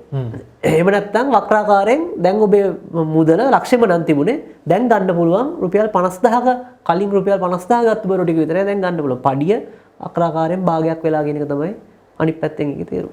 අර පොල් උදාහරණ මතක් වෙනවා මට දැන් හරියට පඩි වල මුදලේ වටිනාකම අඩු වෙලා නම් ඒතර ඩිමාන්ඩ් එකකුත් අඩු වෙලා නම් බඩු මිල පහළ යන්නේ නැත්තේ. ඔව් බඩු මිල පහළ යන්නේ නැහැ නාරද? මොකද අපේ නිෂ්පාදනයේ මේ මට්ටමේම තියෙනවනේ. නිෂ්පාදනය පල්ලෙහාට වැටෙනවනම් බඩු මිලේ වෙනසක් වෙන්න පුළුවන්. ඒක නිසා තමයි අර නිතරම කියන්නේ පද්ධතියට මුදල් එකතු කරන්න අවශ්‍ය ඒ ආර්ථිකය වර්ධනයත් එක්ක ආර්ථිකය වර්ධනය වෙනවා නම් ඒ ප්‍රමාණයට පද්ධතිය මුදල් වැඩි කරාට අර භාණ්ඩත් වැඩි වෙනවා මුදලුත් වැඩි වෙනවා. ඒතකොට සංසරණය වැඩි වෙනවා. ඒක වෙනවා. නමුත් එහෙම නැති වුණොත් එහෙම තමයි ප්‍රශ්නේ වෙන්න. අනිත් එක අපේ විශාල වශයෙන් ආනයන මතත් අපි විශාල ප්‍රමාණයක් තියෙන අපේ ආනයන විශාල ප්‍රමාණයක් කියලා කියන්නේ තෙල් තමයි අපි ආනයනය කරන ප්‍රධාන දේ. ඩොලර් බිලියන 3ක 4ක වගේ ප්‍රමාණයක් බිලියන 20ක 22ක ආනයන වලින් බිලියන 4ක්ම යන්නේ තෙල්. ඉතුරු ඒවත් මූලික වශයෙන් ওই නිෂ්පාදන සහ ප්‍රාග්ධන භාණ්ඩ තමයි අපි ආනයනය කරන්නේ. පාරිභෝගික භාණ්ඩ කියලා අපි ආනයනය කරන්නේ ඉතාමත්ම සුළු ඔය බෙහෙත් සහ සුළු භාණ්ඩ ප්‍රමාණයක්. අපි කියන තරම් ආනයනය කරන්නේත් නැහැ. අතන අනිත් එක අපේ 1990 ගණන් වල ඉඳලා අපේ ආර්ථිකයේ විශාලත්වය අනුව ගත්තොත් ආනයනයි අපනයනයි දෙකම සෑහෙන්න පල්ලෙහාට වැටෙනවා. එන්න ආනයනත් අඩු වෙනවා. ඒක නිසා තමයි මම ජනතාවට අර ජීවන වියදම ටිකක් ජීවන මට්ටම අඩු වෙනවා කියලා තේරෙන්නේ. ඉතින් ඒක තියෙන නිසා තමයි මේ ප්‍රශ්නේ ඇති වෙලා තියෙන්නේ. පද්ධතියට මුදල් එකතු කරන්න ඕනේ අපේ පද්ධතියේ ආර්ථිකීය වර්ධනය ප්‍රමාණයත් එක්ක කියන එක තමයි ආර්ථික විද්‍යාවේ තේරුම. එතකොට දැන් ওই බඩු මිල වැඩි වෙනකොට උද්දමනය ඉහළ යනකොට පඩි වැඩි කළාට ඒක විසඳුමක් වෙන්නේ නැහැ. ඔව්. පඩි වැඩි කරොත් නාරද විසඳුමක් වෙනවා. කොහොමද පඩි වැඩි කරන්න කියන එක තමයි බලන්න ඕනේ. දැන් ලාභයෙන් හරි පුද්ගලික අංශයේ ලාභයෙන් පඩිය වැඩි කරනවා නම් ඒක ප්‍රශ්නයක් නැහැ. මොකද කාගේ හරි ලාභයෙන් පඩිය වැඩි කරද්දී කවුරු හරි වෙන කොහේ හරි වියදම් කරන එක අඩු කරන්න එපා. නමුත් දැන් විශේෂයෙන්ම ලංකාවේ ප්‍රශ්නේ වෙලා තියෙන්නේ ලංකාවේ අපේ මේ රැකියා කරන කට්ටියගේ මිලියන 1.5ක් ශ්‍රම බලකාය මිලියන 8යි මිලියන 1.5ක් 1.7ක් විතර ඉන්නේ රාජ්‍ය සේවකයෝ. එතකොට ඔවුන්ට ඇවිල්ලා පඩි ගෙවන්නේ රජේ. එතකොට රජේ ඇවිල්ලා දැන් මේ අග්‍රාමාත්‍යතුමාගේ කතාවේ කිව්වේ දැන් මට පඩි ගෙවන්න වෙලා තියෙන්නේ මුදල් අච්චු ගහලා කියලා. එතකොට මේක යන්න පුළුවන් අපි කියනවා හයිපර් ඉන්ෆ්ලේෂන් අධි උද්දමනකාරී තත්ත්වයකට එන්න පුළුවන්. මොකද සල්ලි අච්චු ගහනවා, ඒ මිනිස්සුන්ට ආයේ සල්ලි දෙනවා, ඒ මිනිස්සු ආයේ එක වියදම් කරනවා, වියදම් කරන්න ආයේ බඩු මිල වැඩි වෙනවා. එතකොට ආයේ ඒ වැඩි පඩිත් වැඩි කරනවා, ඒ පඩිය ගෙවන්න ආයේ සල්ලි අච්චු ගන්නවා. මේක ඇවිල්ලා විෂම චක්‍රයක් බවට පත් වෙන්න පුළුවන්. ඉතින් ඒ අවදානම තියෙනවා. ඉතින් අනිත් පැත්තෙන් රජයේ සේවකයන්ට පඩි නොගෙවි ඉඳලත් බෑ. ඉතින් ඒතකොට මේ මිනිස්සු එතනත් ප්‍රශ්නයක් වෙනවනේ, දේශපාලන සාර්ථක මේ ප්‍රශ්නයක් වෙනවා. ඉතින් ඒ ප්‍රශ්නේ තමයි තියෙන්නේ ලංකාවේ අර කිව්වා වගේ පඩි වැඩි කරාට කමක් නැහැ. කොහෙන් හරි ලාභයෙන් හරි කොහෙන් හරි අඩු වෙනවා නම්, නමුත් මුදල් මුද්‍රණය කළා පඩි ගෙවන්න ගත්තොත් ඒකේ යම් කිසි බලපෑමක් එන්න පුළුවන්. අදුද්දමනය කියලා කියන්නේ මෙහෙම එකද? කියන්නේ උදේ අපි රුපියල් 500කට ගත්තු භාණ්ඩයක් සමහර විට හවස 1500ක් වෙන්න පුළුවන්, හෙට 2000 2500ක් වෙන්න පුළුවන්. ඒ වගේ එකක්ද? හරි නාරද, මගේ යාළුවෙක් ඉන්න සිම්බාබ්වේ වල ඔහු කිව්වේ එකපාරක් ඔහුට ওই ප්‍රශ්නයක් වුණා කියලා. ඔහු කියපු උදාහරණය තමයි මට පඩිය හම්බුණා සිකුරාදා, සෙනසුරාදා ඉරිද නිවාරු නිසා මම බැංකුවට දැම්මේ නැහැ. ඔහු දල වශයෙන් මට කිව්වේ, මට ගාණක් මතකයි, ඩොලර් 300ක් නම් හම්බුනේ. ඒ ඩොලර් වලින් කිව්වේ සෙනසුරාදා ඉරිදා ඉවරලා යද්දි මගේ එකේ වටිනාකම ඩොලර් 30යි කිව්වා. 330 වුණා කිව්වා. ඉතින් දැන් අපි යන්නේ එතනටද? අපි මුදල් අච්චු ගහලා මේක මේ විදියට ගියොත් එහෙම ඒ පැත්තට යෑමේ විශාල අවදානමක් තියෙනවා. ඉතින් මේකට මේ දැන් මහ බැංකුව යම්කිසි ක්‍රියාමාර්ග ටිකක් අරන් තියෙන පොලි අනුපාත එහෙම වැඩි කරාට පස්සේ නාරද අර වගේ වියදම් කරන්න තියෙන ටිකක් පොඩි සීමාවක් එනවා. මොකද අපිට ඉස්සර වගේ ලේසියෙන් වියදම් කරන්න බෑ. අනිත් එක අපි වියදම් කරනවා කියලා නාරද වැඩිපුර ආනයන පැත්තට තමයි අපේ වියදම් යන්නේ. ආනයන කියලා කියන්නේ අපේ ආර්ථිකය හැදිලා තියෙන දේ. ඒක තමයි අර මහ බැංකුව අධිපතිතුමා මම හිතන්නේ කිව්වේ ටීවී එක කඩලා නම් මේ දවස්වල ටීවී එකක් ගන්න එපා, පොඩ්ඩක් ඕක කල් දාන්න කියලා. මොකද එතුමත් පැහැදිලි කරා මම හිතන්නේ අපි ටීවී එකක් කඩෙන් ගිහිල්ලා ගන්නව නම් මේ ඒ වෙලාවේ ඩොලර් දීලා නෙවෙයි කරන්න. නමුත් මම කඩේ දින ටීවී එකක් ගත්තා නම් ඒ ටීවී විකුණන කෙනා තව කොහෙන් හරි ටීවී එකක් ඕඩර් කරන්න ඕනේ එතෙන්ට එන්නේ. එතකොට තමයි ඔය ඩොලර් වලට තියෙන වට දෙක තුනක් යද්දී ඩොලර් වලට තියෙන ඉල්ලුම එන්නේ. දැන් මම කඩෙන් ගිහලා පරිප්පු ගත්තොත් එහෙම මම ඩොලර් දීලා නෙවෙයි කරන්න. නමුත් කඩේ මුදලාලිගෙන් මම පරිප්පු ගන්නවා. පරිප්පු මුදලාලි සිල්ලර මුදලාලි තොග මුදලාලිගෙන් ඉල්ලනවා. තොග මුදලාලි ආනයනකරුවගෙන් පරිප්පු ගෙන්නන්න ඕනේ. එතකොට කරන්න තියෙන්නේ ඉතින් පරිප්පු පරිභෝජනය අඩු වෙන එක තමයි. දැන් ඒක තමයි මේ ආර්ථිකය සංකෝචන වෙනවා අර කියන්නේ මේ එන්නේ අමාරු කාලයක් කියලා. අපේ පරිභෝජනය අඩු වෙනවා. මේ පරිභෝජනය කියලා කියන්නේ වැරදි වචනනේ. පරිභෝජනය කියලා කියන්නේ මේ අනවශ්‍ය පරිභෝජන නෙවෙයි. සාමාන්‍යයෙන් අපි ඉතින් කලින් කෑවනම් බත් එළවලු තුනක් එක කෑවනම් දැන් ඉතින් එක එළවලුවක් එක කන්න වෙන්නේ.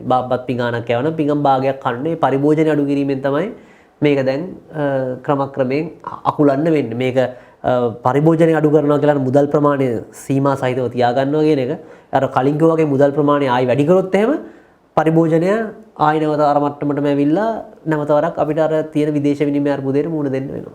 ඩොලර් එක කෙටියෙන් කිව්වොත් ඩොලර් එක වැඩි වෙන්න බලපාන හේතුව විදේශ විනිමය අර්බුදයේද නැත්නම් වෙනින් කාරණාවද? ඔව් ඩොලර් එක අර අපි ෆ්ලෝට් කරා කිව්වට කලින් 200 තිබිලා 300 ගණන් වලට ගියාට ඒක හරි ෆ්ලෝට් කිරිල්ලක් නෙවෙයි. ෆ්ලෝට් කරනවා කියලා කියන අරද දැන් ඩොලර් එවන්නේ අපිට අපනයන කරුවන්ගෙන් ඩොලර් එනවා. ওই විදේශ ප්‍රේෂණ වලින් අපේ අයියලා අක්කලා මැද පෙරදිග දකුණු කොරියාව ඉඳලා ඩොලර් එනවා. විදේශ ණය හරහා ඩොලර් එනවා.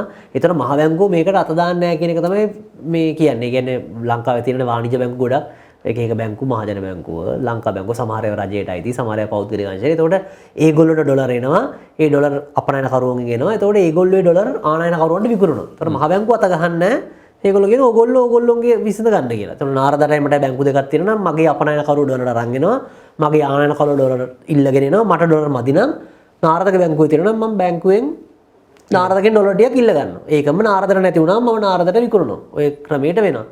දැන් ෆ්ලෝට් කරනවා කියන්නේ ඒක. නමුත් කලින් ඇත්තටම උනේ මහ බැංකුව ඇවිල්ලා මහ බැංකුවත් බැංකු පද්ධතියෙන් ඩොලර් ගන්නවා. මහ බැංකුව කියනවා මේ නාරද මටත් දෙන්න ඩොලර් ටික. මම ඔයාලට සල්ලි දෙන්නම්. මම ඩොලර් දෙන්නම් කියලා මහ බැංකුව ඩොලර් ගන්නවා. එතකොට නාරදගෙන් මහ බැංකුව ඩොලර් ගත්තට පස්සේ නාරදගෙන් එන ආනයන කරුවන්ට තියෙන ඩොලර් ටිකෙන් තමයි නාරද දෙන්නේ. සීමිත ප්‍රමාණයක් තියෙන්නේ. එතකොට තමයි ඩොලර් එකේ අගය ඉහළ පහළ යන්නේ. දැන් ඉතින් මේ දිනවල වෙලා තියෙන දේ තමයි ඇත්තටම මේ කලින් නම් ෆ්ලෝට් කරා මහ බැංකුව දැන් කිව්වා ඔවුන් යම්කිසි මධ්‍ය සීමාවක් දාලා තියෙනවා. මට මතකද ඩොලර් එකකට රුපියල් 365යි කියලා. ඔවුන් කිව්වා මේ බැංකු වලට විදේශ විනිමය නිකුත් කරන්න පුළුවන් අර කලින් දවස් ටිකේ weighted average එක අරගෙන ඒකේ ඉඳලා 100ට එකක් හරි 100ට දෙකක් හරි මගේ මතකය හරියට මට මතක නැහැ. ඒ වගේ පරාසයක් අතර තමයි මේක විදේශ විනිමය තීරණය කරන්න පුළුවන්. ඒකට දැන් ඉස්සර නම් නාරද තීරණය කරන්නේ නාරදට බැංකුවක් තියෙනවා. අර ආනයන කරුවේ අපනයන කරුවේ අරන් එන ඩොලර් එන යන ප්‍රමාණය අනුව තමයි මේක ඉල්ලුම සැපයුම අනුව තමයි මිල තීරණය වෙන්නේ. දැන් ඇවිල්ලා එහෙම නෙවෙයි මහ බැංකුව කියනවා නෑ නෑ එහෙම කරන්න බෑ. මේ ගාණ තියෙනවා. මේ ගාණ ඉඳලා යම්කිසි ප්‍රමාණයක් අනුව තමයි මේක මේ අපි කියන්නේ පොඩ්ඩක් වෙනස් වෙන්න ඉඩ දීලා ඒ පරාසය විතරයි දැන් ඉල්ලන්න පුළුවන් කියලා. හැබැයි නාරද මෙතන තර්කය තමයි මෙතන විදේශ විනිමය අනුපාතිකය වැදගත්. නමුත් වැදගත් වෙන්නේ ඉතින් ඒ අනුපාතිකයට අපිට ගිහිල්ලා ඩොලර් ගන්න තියනවාද කියලා. 365ක් අරන් ගියාම මම බැංකුවට ගිහලා මට 365 ගන්න මම දෙන්නම් මට ඩොලර් 1000ක් දෙන්න කිව්වොත් බැංකුවට පුළුවන් ද මට ඩොලර් 1000ක් දෙන්න. එහෙම බැරි නම් මේක 365 නෙවෙයි 200 කිව්වත් අපිට වැඩක් නැහැ. අපි කියන්නේ මිලක් කියන්න පුළුවන් ඕන කෙනෙක්ට. නමුත් ඒ ගානට මිල වෙන්නේ ඒකට භාණ්ඩ ගන්න තියනවනේ නැත්නම් නිකන් මිලක් තියනවා කියලා තේරුමක් වෙන්නේ නැහැ. නමුත් ඉතින් මම හිතන්නේ මහා බැංකුවත් මේක කරන්නේ කරගන්නම දෙයක් නැති තැන වුණුත් ඉතාමත් අපහසු තත්ත්වයක ඉන්නේ. ඉතින් ඒ නිසා විය යුතුයි ඕන් එක කරන්නේ. ඉතින් ඒක තමයි දැනට තියෙන වාතාවරණය. ඒ වගේම අර මේ ඕපන් accounts තහනම් කරා කියන එක, ඒ කියන්නේ සරලව කියනවා නම් කලින් නම් මට විශ්වාසය මත මගේ සප්ලයියට කියන්න පුළුවන් ඔයා මට පරිප්පු එවන්න මම ඔයාලට පස්සේ ගෙවන්නම් කියලා. ඇත්තට මේ පස්සේ ගෙවන්නම් කියලා ගොඩක් දෙනෙක් වර උන්ඩියාල් මාකට් එකෙන් තමයි ගෙව්වේ. ඒ කියන්නේ පරිප්පු ගෙවන කෙනා විශ්වාසයෙන් මත මට පරිප්පු වෙනවා. ඒ පරිප්පු ටික විකුණලා මම රුපියල් ටික එකතු කරගන්නවා. එතකොට අර පිටරට ඉන්න කට්ටියට කියනවා මගේ මේ රුපියල් වල මුදලට සමාන ප්‍රමාණයක් එයාට ඩොලර් දෙන්න කියලා. එතකොට එයා වෙනුවෙන් මම අර රුපියල් ටික එකතු කරගත්තු රුපියල් ටික බෙදලා දානවා අර උන්ඩියාල් මාකට් එකේ එන කට්ටියකින්. දැන් මහ බැංකුවක නෑ එහෙම කරන්න බෑ. ඔයා පරිප්පු ගෙන්නනවා නම් එයාට ගෙව්වා කියලා පර්මනන්ට් කන්ෆර්මේෂන් එකක් ඕනේ. එතකොට ඇවිල්ලා දැන් අර උන්ඩියාල් කෙනාට මේක ගෙන්නන්න අමාරුයි. එතකොට සාමාන්‍යයෙන් මේ ෆෝමල් මාකට් එක නැත්නම් බැංකු පද්ධතිය හරහා ඩොලර් යම් ප්‍රමාණයක් එන්න නැඹුරුතාවයක් තියෙනවා. ඒකත් යම්කිසි බලපෑමක් වෙන්න පුළුවන් මේ මෑත කාලීනව විදේශ විනිමය එක්ස්චේන්ජ් එක මේ පසුගිය දින කිහිපෙදී අඩුවීමට. නමුත් මේක ඊටාත්ම අපහසු තත්ත්වයක්. මොකද අනාරද මේ වෙලාවේදී අර සාමාන්‍යයෙන් මේ තියෙන ආර්ථික නිර්ණායක වැඩ කරන්නේ නැති වෙන්න පුළුවන්. මොකද මේක ආර්ථික අර්බුදයක් නිසා. කවුරුත් එතකොට දැන් තියෙන කට්ටිය එවන්නේ මොනවා වෙයිද කියලා දන්නේ නැහැ. අවදානම වැඩි, ප්‍රශ්න වැඩි. එතකොට ගොඩක් කට්ටිය වෙළඳ පොලෙන් තියෙන ප්‍රමාණය ට්‍රාන්සැක්ට් කරන් අපේ ගනුදෙනුවකට යන්නේ නැතුව ඉන්නවා. ඉතින් එතකොට මේ වෙලාවේ සාමාන්‍ය තත්ත්වයන් යටතේ නෙවෙයි ආර්ථිකය ක්‍රියාත්මක වෙන්නේ. ඒක නිසා මේ තත්ත්වය බොහොම මේ නිශ්චිත නැතිවීම තමයි අත්‍තරම ආර්ථික අර්බුදය කියන්නේ. ඒ තත්ත්වය තමයි අපි ඉන්නේ. ඉතින් මේක දුක් වෙලා කනගාටු වෙලා ගොත් අපි මේකට අපි කියන්නේ මුදිතාවෙන් මුහුණ දීලා ඉස්සරහට යන එක තමයි අපිට කරන්න තියෙන්නේ. ඔය ඩොලරුත් නැහැ, රුපියලුත් නැහැ. අධි උද්දමන යුගයකට රට ගමන් කරමින් ඉන්නවා. දරුණු ආර්ථික අර්බුදයක් හමුවේ තමයි රාජ්‍ය ශ්‍රී ලංකා රාජ්‍ය ඉන්නේ. ඉතින් මේ රාජ්‍ය වැටෙනවා කියලා කියන සමස්තයම වැටෙනවා කියන එක මේ ආණ්ඩුව හරි දේශපාලන පක්ෂ හරි ඔයාට හරි මට හරි විතරක් නෙමෙයි මුළු සමස්තයට. එතකොට මේ රාජ්‍ය ශ්‍රී ලංකා රාජ්‍ය මේ ආර්ථික අර්බුදයෙන් ගොඩ ගන්නට ඔබ කරන යෝජනා මොනවද? ඔබ හිතන්නේ මොන වගේ එකක් කරන්න ඕන කියලා? ඔව්. මූලික වශයෙන්ම නාරද අපි සමහර අපිට තියෙන ප්‍රශ්නේ තමයි අපේ වියදම් වැඩිනේ අපේ ආදායමට වඩා. ඉතින් වියදම් අඩු කරන්න වෙනවා. ඉතින් පුද්ගලික මට්ටමෙන්ද? පුද්ගලික මට්ටමේ සහ රජයේ මට්ටමෙන්. පුද්ගලික මට්ටමෙන් අනිවාර්යයෙන්ම රජයේ බලහත්කාරයෙන් දැන් අපේ වියදම් අඩු කරවලා තියෙන්නේ යම් ප්‍රමාණයක්. මොකද උද්දමනය වැඩි වෙනවා කියලා කියන නාරද මම අර කිව්වා වගේ අපි ඉතින් පරිභෝජනය කරන්න බෑනේ පඩිය වැඩි කරේ නැත්තම්. එතකොට එතනින් අපේ පරිභෝජනය අඩු කරලා තියෙනවා. රජයේ පැත්තෙනොත් වියදම් සෑහෙන්න අඩු කරන්න වෙනවා. ඉතින් ඒවා ඊටාත්ම අපි කියන්නේ ජනප්‍රිය නොවන ඒවා තමයි තියෙන්නේ ඉතින්. පාරවල් හදන්න බැරි වෙයි. එතකොට රජයේ සේවය යම් ප්‍රමාණයකට කප්පාදු කරන්න වෙයි. ඔවුන්ට කැමති කට්ටියට රැකියාවෙන් ඉවත් වෙන්න අවස්ථාව ලබා දෙන්න වෙයි. සමහර කට්ටියට අයින් කරන්න වෙයි. ඒ වගේ දැඩි තීරණ ගන්න වෙයි. OT කපන්න වෙයි. නැත්තම් තව තියෙනවා දීමනා විශේෂයෙන්ම රජයේ සේවකයන්ට දෙන ඉන්ධන දීමනාව, අර දීමනාව, මේ දීමනාව කියලා. දැනුත් කපලා තියෙනවා නේද? දැනුත් සෑහෙන ප්‍රමාණයක් කපලා තියෙනවා. ඉතින් ඒවා තවත් අඩු කරන්න වෙයි. සමහර රජයේ ආයතන අයින් කරන්න වෙයි. තවත් සමහර රජයේ පාඩු ලබන ආයතන විශාල ප්‍රමාණයක් තියෙනවා. ඒවා සමහර ඒවා පුද්ගලීකරණය කරන්න වෙනවා. සමහර ඒවා එකට එකතු කරන්න වෙනවා. සමහර ඒවා පුද්ගලික අංශය සහ රාජ්‍ය අංශය එකට එකතු වෙලා යන ව්‍යාපාර බවට පරිවර්තනය කරන්න වෙනවා. ඒවා ටිකක් ඉතින් කරන්න අවශ්‍ය අනිවාර්යයෙන්ම අවශ්‍ය.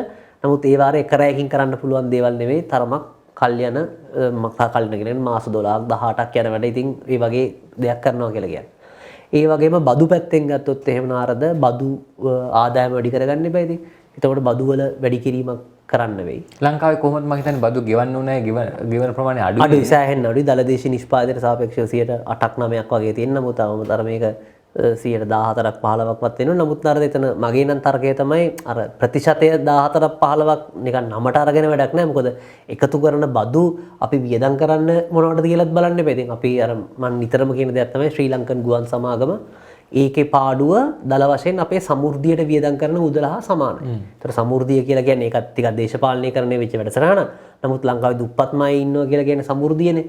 ඉතින් එතකොට ඔවුන්ට වියදම් කරන ප්‍රමාණය හා සමාන මුදලක් ගුවන් සමාගමකට වියදම් කරන එක ටිකක් ඒකට බදු මුදල වියදම් කරන එක අපහසුයි. ඉතින් දැන් ඊයේ අග්‍රාමාත්‍යවරයා කියපු විදිහට බිලියන 350ක්වත් පාඩුවක් දැනටමත් ලබලා තියෙනවා. ඉතින් මේ බිලියන 350ක් කියලා කියන්නේ ඉතාමත්ම විශාල මුදල් ප්‍රමාණයක්. මේ සමෘද්ධිය වගේ දල වශයෙන් 8 ගුණයකට 10 ගුණයකට ආසන්න ප්‍රමාණයක්. කියන්නේ අවුරුදු 10ක් සමෘද්ධිය දෙන්න තිබ්බ මුදල් තමයි මේ ශ්‍රී ලංකන් එක මෙච්චර කල් පාඩු ලබලා තියෙන්නේ. ඉතින් ඒ වගේ ආයතන තියෙනවා නාරද 520කට වඩා ආසන්න ප්‍රමාණයක් රජයට අයිති ආයතන සමහර ඒවා ලාභ ලබනවා. ලාභ ලබන ඒවත් නාරද ලාභ ලබන්නේ මේ කාර්යක්ෂමතාවය නිසා නෙවෙයි. දැන් ඔයයි මමයි දෙන්නම බේකරි දාලා තියෙනවා නම් ඔයාගේ බේකරියත් ලාභ ලබනවා මගේ බේකරියත් ලාභ ලබනවා. ලාභ ලබන්නේ මොනවා හරි අපි දෙන්නගේ කාර්යක්ෂමතාවය නිසා. මිනිස්සු කැමති පාන් ගන්නවා. ඒකෙන් ලාභයක් තියෙනවා කාර්යක්ෂමතාවය නිසා. නමුත් දැන් නාරද ඇවිල්ලා අඳුර ගන්නවා මේ ප්‍රාදේශීය සභාවේ മന്ത്രിතුමෙක් හරි කාවාරයන් නාරද තහනම් කරනවා මේ පැත්තෙම තියෙන බේකරි දාන්න පුළුවන් නාරද විතරයි කියලා ලයිසන් එකක් ගත්තොත් එහෙම නාරද ලාභ ලබන්නේ කාර්යක්ෂමතාවය නිසාම නෙවෙයි. මොකද මේ පැත්තෙම ඉන්න එකම බේකරි හිමියා නාරද විතරයි. අර අපේ දැන් ලාභ ලබන ඒවත් විශේෂයෙන් ලාභ ලබන්නේ ඒව ගොඩක් ඒවා රජයට අයිති ඒකාධිකාර. ඉතින් ඒ නිසා තමයි ලාභ ලබන්නේ. එහෙම නැත්නම් කාර්යක්ෂමතාවය නිසා නෙවෙයි. ඒකෙන් අර ලාභ ලබන්න පුළුවන් පුද්ගලික ආයතනත් විශාල වශයෙන් තද කරලා තියෙන්නේ. ඉතින් ඒ වගේ වෙනස්කමක් කරන්න වෙනවා. ඒ වගේම මහ බැංකුව වගේ ආයතන වලට තව ස්වාධීනත්වය ඇති කරන්න අවශ්‍යයි. ඒ වගේම අපිට ආදායම පැත්තෙන් යම්කිසි වෙනස්කම් කිහිපයක් කරගන්න වෙයි. ආදායම වැඩි කරගන්න ඕනේ. ඉතින් ඒ වගේම මම හිතන්නේ කරන්න පුළුවන් දෙයක් තමයි මේ වෙලාවේ අර මම කලින් කිව්වා වගේ නීති රීති සහ රෙගුලාසි ව්‍යාපාර කරන්න අවස්ථාවක් ලැබෙන විදිහට සකස් කරන එක. මොකද මේ වගේ කාලයකදී වෙන්න පුළුවන් දෙයක් තමයි නාරද අර ආදායම අඩු නිසා අර වැඩ කරන කට්ටියත් අමතර පාර්ට් ටයිම් ජොබ් එකක් කරන්න හරි තව අමතර ආදායමක් උපය ගන්න ඩොලර් වලින් ආදායමක් උපය ගන්න පුළුවන් ක්‍රමයකට හැදෙන්න පුළුවන්. ඉතින් එතකොට කරන්න පුළුවන් දෙයක් තමයි ඔවුන්ට ඒක පහසුවෙන් කරගන්න පුළුවන් පරිසරයක් හැදුනොත් එහෙම ඒ වගේ 1000ක් try කරොත් අඩුම ගානේ 10ක් 12ක් හරි මේ ක්‍රමය මොනවා හරි අල්ල ගනි. එතකොට ඔවුන්ට බැංකු ගිණුමක් විවෘත කරන්න, ඔවුන්ට ඩොලර් වලින් ආනයන අපනයනය කිරීම සඳහා ව්‍යාපාරයක් ලියාපදිංචි කරගන්න, ඒ අවශ්‍ය සහතික ටික ඒ ටික ගන්න පුළුවන් ක්‍රමවේදයවත් අඩුම තරමේ කාර්යක්ෂම කරගන්න පුළුවන් නම් මට ලොකු විශ්වාසයක් තියෙනවා අපේ තරුණයෝ මේ තත්ත්වයට එක්ක ඉස්සරහට එයි කියලා. මේක සුවිශේෂී කාල රාමුවක් නාරද මේක ඊටාත්ම අපහසු කාලයක් වගේම අපි දන්නවා අර මේ වානේ මුවහත් වෙන්නේ හොඳට තැලිලා රත් වුණාට පස්සේ වගේ මේ අපහසු කාල ගොඩක් වෙලාවට මිනිස්සුන්ට අලුත් ක්‍රම හොයන්න උත්සාහ වෙනවා වෙන්න පුළුවන්. දැන් මටම හම්බෙච්ච ගොඩක් කට්ටිය කියනවා දැන් නම් මම මේ ඩොලර් වලින් සල්ලි හොයන මොනවා හරි එකක් තමයි කරන්න try කරන්න කියලා. මොකද අනික් කාලවලට වඩා අපිට විශාල අර අපි කියන්නේ ලොකු drive එකක් එනවා ඇතුලෙන් කොහොම හරි මොනවා හරි අත්තක එල්ලෙන්න ඕන කියලා. ඉතින් ඒ සඳහා අවශ්‍ය පසුබිම සකස් කිරීම වැදගත්. ඒක තමයි මම නම් යෝජනා කරන මූලික විසඳුම් ටික මෙතනින් ඉස්සරහට අපිට යන්න. නමුත් ඊට අමතරව ඉතින් අපේ අර කාලයත් එක්ක පරිභෝජන ටිකක් අඩු වෙලා ජනතාවට අමාරු වෙනවත් එක්කම ඊට පස්සේ තමයි අපි කියන්නේ අර මේක වැටිලා තමයි කර්ව් එක උඩට එන්න පටන් ගන්න. ඉතින් අපිට කරන්න පුළුවන් දේ තමයි ඒ කාලෙට ගැලපෙන්න අවශ්‍ය නීති රීති ටික දැම්මම වෙනස් කරලා තියන්න. එතකොට අර වැටිච්ච මිනිස්සයාට නැගිටලා දුවද්දි ආයි පාරක් ඒ මිනිස්සයාව අතු වලින් කොළ වලින් බැඳලා නැතුව හයියෙන් දුවන්න පුළුවන් වේගවත් මිනිසෙක් බවට පත් කරන්න පුළුවන් ප්‍රතිපත්ති රාමුව හදලා තිබ්බනම් මං හිතන්නේ ඔවුන් ඇත්තටම ස්වභාවිකව මේ ගමන අල්ලගනි. මේක ඉතාමත්ම සුවිශේෂී කාලයක්. හැබැයි මේ කාලය අපි අපතේ යවන්න හොඳ නැහැ. මම හිතන්නේ ඒ ඔබ කියපු පසුබිම හදන එක මම හිතන්නේ පාර්ලිමේන්තුව සතු තියෙන ප්‍රධාන එක කාර්යයක් විදිහට අපිට හඳුන්වා දෙන්නට පුළුවන්. තා චූටි කෙටියෙන් මට උත්තර ගන්න ප්‍රශ්න දෙකක් විතර මම අහන්නම්. එකක් තමයි දැන් අපිට ඩොලර් නැහැනේ. අපි ඩොලර් සංචිත වැඩි කරගන්නේ කොහොමද? එක පැත්තකින් යෝජනා වෙනවා රටේ තියෙන අපිට තියෙන ඉඩ කඩම් වෙන්න පුළුවන්, ගොඩනැගිලි වෙන්න පුළුවන්, විකුණ ඩොලර් එකතු කරගන්න ඕනේ කියලා එක පැත්තකින් කියනවා. ඊට තව පැත්තක තියෙනවා අපිට අපේ රටේ නිර්යාත ප්‍රමාණය වැඩි කරගන්න පුළුවන් නම් විදේශ රටවල කරන ඩොලර් වැඩි කරගන්න පුළුවන් කියලා. හැබැයි අර දේශීය සම්පත් විකුණන්න එපා කියලා එක කොටසක් ලොකු බලපෑමක් කරමිනුත් තියෙනවා. කොහොමද අපි ඩොලර් සංචිත වැඩි කරගන්නේ? ඔව්. ඩොලර් සංචිත වැඩි කරගන්න පුළුවන් එකක් තමයි නාරද මේ වෙලාවේ නම් මම හිතන්නේ සමහර අපිට තියෙන අපි කියන රජයට අයිති සමහර වත්කම් අපිට ඒකෙන් අපිට මිදෙන්න වෙනවා අකමැත්තෙන් වුණා. ඉතින් මේකේ ජනතාව අතරත් සමහරට වැරදි අදහසක් තියෙනවා නාරද. දැන් මොනවා හරි එකක් වත්කමක් හෝ වගකීමක්ද වෙන්නේ කියන එක තීරණය වෙන්නේ ඒකෙන් මට ලැබෙන මුදල් ප්‍රමාණය අනුව. දැන් උදාහරණයක් විදිහට මම නිතරම කියන උදාහරණයක් තමයි මම කාර් එකක් ගත්තොත් එහෙම නාරද ආදායමක් එන්නේ නැති තැනක ඉඳලා ඒ කාර් එක මට විශාල වගකීමක් වෙනවා. මොකද ඒ කාර් එකට මම තෙල් ගහන්න ඕනේ. ඒක ඉන්ෂුරන්ස් කරන්න ඕනේ. ඕක පාක් කරලා තියන්න ඕනේ. ඕක හැප්පුණොත් හදන්න ඕනේ. ඕක මේ එලවගෙන යන්න ඕනේ. ඕක මහා වගකීම් කොටසක් මට ඔගේ ආදායමක් එන්නේ නැත්තම්. එක්ක මම වෙන ආදායමක් තමයි ඕකට ඇදලා දාන්න ඕනේ. මගේ පඩියෙන් හරි කොහෙන් හරි. ඒතකොට මට මේක මහා වගකීමක්. හැබැයි ඒ කාර් එකම මම පාවිච්චි කරන උදාහරණයක් විදිහට ටැක්සි එකක් විදිහට දුවන්න නම් අන්න එතකොට මට ඒකෙන් ආදායමක් එනවා. තෙල් ටික ගහගන්න, ඉන්ෂුරන්ස් කරගන්න, නඩත්තු කටයුතු සඳහා එහෙම එනවා. එතකොට එකම වත්කම මම පාවිච්චි කරන දේ අනුව එක්ක ඒක වගකීමක් වෙනවා, එක්ක ඒක වත්කමක් වෙනවා. ඕක අර රිච් ඩැඩ් සහ පුවර් ඩැඩ් කියලා පොතක් ලියලා තිනවා රොබර්ට් කියෝසාකි කියලා මහත්මයෙක්. එතුමා ඇපල් සමාගමේ හිටපු මේ අපි කියන්නේ උපදේශකෙක් විදිහට හිටියා කියලා කියනවා ස්ටීව් ජොබ්ස් මහත්මයාට. එහෙම එතුමා බොහොම ඔය මුදල් සම්බන්ධයෙන් හරිම ජනප්‍රියයි. එතුමා කියලා තියෙන එකක් තමයි මොනවා හරි දෙයක් වත්කමක් වෙන්නේ ඒකෙන් මුදලක් උත්පාදනය වෙන්න ඕන. උත්පාදනය නොවෙනවා නම් ඒක කවදාවත් මම බොරුවට වත්කමක් වුණා කියලා වැඩක් නැහැ. මට ඉඩමක් තියෙනවා. මම ඒක වගා කරලත් නැහැ. මොකක්වත් නැහැ. මම ඕක තියන් හිටියොත් එහෙම මට වත්කමක් නෙමෙයි. ඕක මට වගකීමක්. මොකද ඕකෙන් මට කිසිම ආදායමක් උත්පාදනය වෙන්නේ නැහැ.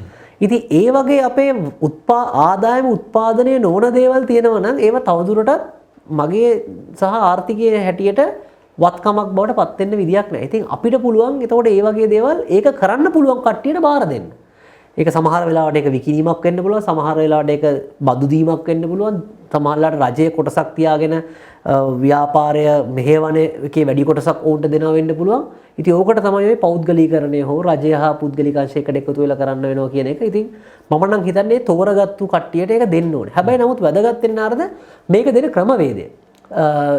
ඔය ගොඩක් වෙලාවට කතාවක් තියෙනවා. මට කවුද ව්‍යාපාරික මහත්තයෙක් කිව්වා ලංකාවේ රජයත් එක්ක බිස්නස් කරපු හැමෝම රජයත් එක්ක කියන්නේ ආණ්ඩුවත් එක්ක ඩීල් දානවා කියලා කියන්නේ බිස්නස් කරපු හැමෝම සල්ලි හොයලා තියෙන එක්කෝ වටිනාකම අඩු එකක් රජයට ඊට වඩා 10-12 ගුණයක වටිනාකමකට විකුණලා. එහෙම නැත්නම් රජයට අයිති දෙයක් ඒකේ වටිනාකමෙන් කුණු කොල්ලේට භාගයට 10-12 කෙනෙක් අඩුවට අරගෙන. නමුත් ඒක වෙන්නේ නාරද අර අපි නාරද මුලින්ම අහුව අර විනිවිදභාවය වගේ දේවල් නැති වෙයි. ඒතකොට දැන් කාට හරි පවරනව නම් ඒකට අදාළ ක්‍රියාවටිපාටියක් තියෙනවානේ. අපි හිතමු ශ්‍රී ලංකන් ගුවන් සමාගම ප්‍රයිවටයිස් කරනවා නම් ඒක ඇවිල්ලා ස්ටොක් මාකට් එකේ ලිස් කරලා එතකොට ආයෝජකයන්ට සල්ලි දීලා අරගෙන එතකොට යම්කිසි තරඟකාරීත්වයක් සහ විනිවිදභාවයක් කරා වෙන්න පුළුවන්. එහෙම නැත්නම් මේක ගන්නවා නම් ටෙන්ඩර් පටිපාටියකින් තරඟ ගල්ල වැඩිම මිලකට ඒක බලලා කරන්න ඕනේ. ඉතින් ඒක තමයි වැදගත් වෙන්නේ. මොකද නැත්තම් වෙන්නේ අර මේ මධ්‍යම රාත්‍රී විදියට මේක දැනඳුනුම් මත ගන්නව නම් මම නම් මේක තීරණය ගන්නේ මම ඇවිල්ලා දන්න කෙනෙක්ට කතා කරනවා මේක මෙච්චර ගානකට ඔයා ගන්න මම ඔයාලට මේක දෙන්නම් කියලා. එතකොට ඉතින් ඒ හරහා ගනුදෙනු කතා වෙන එක නවත්තන්න අමාරුයි. ඉතින් මගේ නම් අදහස අර අපිට මුදලක් නිර්මාණය වෙන්නේ නැත්තම් ඒක මං හිතන්නේ මම දකින්නේ නැහැ ඒකේ වරදක් සහ මම හිතන්නේ ඒක විය යුතු දෙයක්. වරදකටත් වඩා ඒක විය යුතු දෙයක් අපි එකෙන් මුදලක් උත්පාදනය කරගන්න එක. මොකද ලංකාවේ මේ වගේ සම්පත් ගොඩක් දේවල් තියෙනවා කවදාවත් මුදලක් උත්පාදනය කරගන්න නැති දේවල්. ඉතින් ඒක සඳහා අවස්ථාවක් දෙනවා. නමුත් ඒක නිසි ක්‍රියාපටිපාටියකට වෙන්න ඕනේ. දැන් ලංකාවේ අපි දන්නවා අපේ විදුලිය සම්බන්ධයෙන් මේ කාලේ විශාල කතා බහක් තියෙනවා. හුලම් බලයෙන් විදුලිය නිෂ්පාදනය, මුහුදු රළ හරහා නිෂ්පාදනය. ඒ වගේ දේවල් කරන්න උනත් අපිට සල්ලි නැත්තම් නාරද ඉතින් අපි ඒක කාට හරි කරන්න පුළුවන් කෙනෙක්ට දෙන්න ඕන. නමුත් ඒක කරන්න පුළුවන් කට්ටිය තෝරගනිද්දී ඒ නිශ්චිත ක්‍රමයකට තෝරගැනීම තමයි වැදගත්. දැන් මොකද විදුලිය ඒකකයකට අඩුම මිලකට අපිට විකුණන්න පුළුවන් කට්ටියව තමයි අපි තෝරගන්න ඕනේ. එතකොට ඒ වගේ නිශ්චිත ක්‍රමවේදයකට ඒක කරන එක ඉතා වැදගත්. ඉතින් ඒ නිසා මම හිතන්නේ ඒක විය යුතු දෙයක්. අපිට තියෙන සම්පත් පරිභෝජනය කළා නැත්නම් අපිට ආදායමක් එන්නේ නැත්නම් ඒක ආදායමක් උපේන පුද්ගලික අංශයත් එක්ක කිරීම ඉතාමත්ම වැදගත් කියන එක තමයි මගේ නම් අදහස. ඒ වගේම නාරද ඊට පස්සේ ආපු ප්‍රශ්නේ මට ඇහුවේ නැහැ තමයි.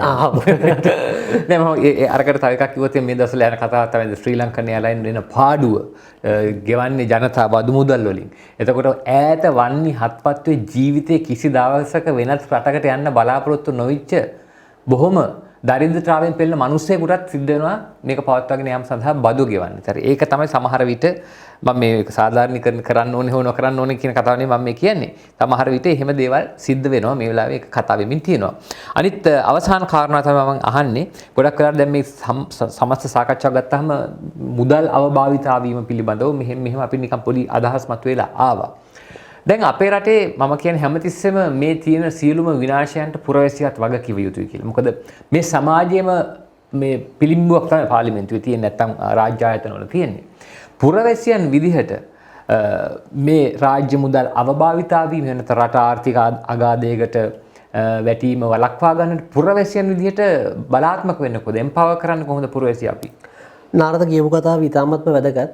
අපි හිතනවා නම් මේ අපි නිසා නෙවෙයි වෙන කවුරු හරි නිසා තමයි රට මේ තත්ත්වයට වැටලා තියෙන්නේ කියලා ඒකත් වැරදි මතයක්.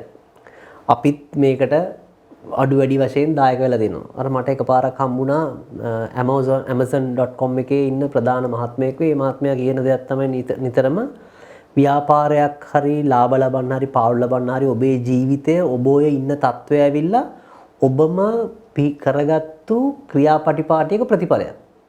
කැමැත්තෙන් හෝ අකමැත්තෙන්. ඒ කියන්නේ යම්කිසි දෙයක් ඒ විදියට නම් සිද්ධ වෙන්නේ ඒ විදියට සිද්ධ වෙන්න අවශ්‍ය සාධක නිසි පරිදි සකස් වෙලා තියෙන ඒකේ ප්‍රතිඵලය තමයි ඔබ අත්දකින්නේ. මම හිතන්නේ බුද්ධ ආගමෙත් ඔක කියනවනේ හේතුඵල දහම මේ මොනවා හරි හේතු සාධක සකස් වෙලා තියෙනවා. ඒකට අනුව තමයි ප්‍රතිඵලය ලැබෙන්නේ. ඉතින් දැන් මේ කවුරුත් මේ අපි තියෙන රටට අකමැති නම් මේකේ අවභාවිතාවක් වෙනවනම් ඒ හේතු සාධක එහා ගැලපෙන විදියට සම්බන්ධ වෙලා තියෙනවා. ඉතින් ඒකට හොඳම උදාහරණය තමයි බොහෝ දෙනෙක් ලංකාවේ ඔය හේතු සාධක සම්බන්ධ වෙන ප්‍රධාන තැනක් තමයි රැකියාවක් ලබා ගැනීම සඳහා දේශපාලඥයන් සමග සම්බන්ධ වීම සහ ව්‍යාපාර කර ගැනීම සඳහා දේශපාලඥයන් සමග සම්බන්ධ වීම. ඉතින් එතකොට ඒ හේතු සාධක ඒ ආකාරයට සම්බන්ධ වෙලා තියෙනවා ඔවුන්ගේ රැකියාවක් ගන්න උන්ට ඡන්දය ලබා දීම සහ ඔවුන්ගේ රැකියාවක් ලබා ගැනීම සඳහා ඒ සිදුවන ගනුදෙනු ඒ වගේම ව්‍යාපාර මට්ටමිනුත් අනවශ්‍ය ලාභ සඳහා විශාල බදු අය කරන්න කියලා සමහර දේවල් සඳහා ඒ වගේම සමහර ව්‍යාපෘති Tamanට ලබා ගැනීම සඳහා කරපු සඳහා හේතු වෙලා තියෙනවා. ඉතින් පුරවැසියන්ගේ පැත්තෙන් අපි මේ විෂම චක්‍රය අනිවාර්යයෙන්ම කඩන්න ඕනේ. මොකද ලංකාවේ තිබ්බ තත්ත්වය තමයි නාරද මමත් ඔය විශේෂයෙන්ම අධ්‍යාපනය පිළිබඳ සමීක්ෂණ කරා මගේ කලින් මේ වැඩ කරපු ආයතනයේදී. ඉතින් මේ හොඳට ඉංජිනේරුව වෙන්න දොස්තරලා වෙන්න ගියපු දරුවෝ නිතරම කියන දෙයක් තමයි සමහරවිට පුද්ගලිකාංශයේ මහත්තුරු කියන ඒ දවස්වල රුපියල් ලක්ෂයකමාර පඩිය දාලා රුපියල් 40 60 පඩියට යනවා කියලා රජයේ සේවකයෙක් මේ ආණ්ඩුවේ රස්සාවක් වුණොත් පෙන්ෂන් එකට. ඉතින් අපි පුරවැසියෝ විදියට ඒ තත්ත්වයට යන්න හොඳ නැහැ. මොකද ඇත්තටම බොහෝ දිනෙට අපේ ලංකාවේ අර ආර්ථික සහ මූල්‍ය සාක්ෂරතාවය අඩු නිසා එහෙම වෙන්නේ. ඇත්තටම නාරද අපිට 1,50,000ක පඩියක් හොයන්න ගන්න පුළුවන් නම් අපි අර හොඳ ඉන්ෂුරන්ස් ස්කීම් එකක් දැම්ම නම් අපිට ඔය රජෙන් හම්බ වෙන පෙන්ෂන් එක වගේ 3-4 ගුණයක ඊට වඩා හොඳ පෙන්ෂන් එකක් හම්බෙලා ජීවිතයත් ඊට වඩා සාර්ථක ජීවිතයක් ගත කරන්න පුළුවන් මූල්‍යමය ඇති. ඉතින් ඒ ගැන නොදැනුවත්කම නිසා බොහෝ දෙනා අච්චර ආදායමක් උපයන්න තියද්දි ඊට වඩා පල්ලෙහා දෙයකට යනවා. ගොඩක් වෙලාවට තමන්ගේ දෙමව්පියෝ මේ ඇමතිතුමාව දන්න නිසා එහෙම කියලා ඒගොල්ලෝගේ ජීවිතේම නාස්ති කරගන්න වෙලාවල් තියෙනවා. තමන් ඉගෙනගත්තු දෙයකින් ඇත්තටම පාඩු ගොඩක් කරගන්නවා. එකක් නිදහස් අධ්‍යාපනයෙන් ආයෝජනය කරපු සල්ලිත් අපරාධේ. ඊට වඩා හොඳ රැකියාවක් කරන්න පුළුවන්කම තියෙදි ඒක කරන එකත් අපරාධේ. ඊට පස්සේ මේ මිනිස්සයම ගිහිල්ලා අර අපනයන ආදායමකින් හරි මොන හරි ආදායමක් ගන්න පුළුවන් එක පැත්තකින් තියලා නැවත වරක් බදු ගෙවන ජනතාවටම ඇවිල්ලා කියනවා මගේ පඩියයි පෙන්ෂන් එකයි දැන් ඕගොල්ලෝම ගෙවන්න කියලා. ඉතින් මෙතන පාඩු ගණනාවක් වෙනවා. ඉතින් ඒ නිසා මම හිතන්නේ ජනතාව ඒකෙන් මිදෙන්න අවශ්‍යයි. ඉතින් මට මේ ඇත්තටම ළඟදි මේ ඇමති කෙනෙකුත් ඇවිල්ලා ඉස්සර නම් අපෙන් රස්සා ගන්න හොගාලන මේ ළඟදි නම් එක්කෙනෙක්වත් කතා කරේ නැහැ කියලා. මොකද මේ රටේ තත්ත්වය දන්න නිසා. ඉතින් මම හිතන්නේ මේක අවස්ථාවක් කරගෙන අපි ඔය රස්සා සෙල්ලමෙන් ඉවත් වෙන්නම අවශ්‍යයි. ඊට අමතරව අපි අපේ සුව ශක්තියෙන් නැගී සිටින ක්‍රමයකට යන්න ඕනේ. ඒ වගේම පුරවැසියෝ විදියට අපි නිතරම අපේ ජනතා නියෝජිතයන්ව වග කරන්න ඕනේ අපේ දීපු මනාපය වෙනුවෙන්. අර ඇහුවා වගේ පාර පොරොන්දු වුණා නම් අහන්න.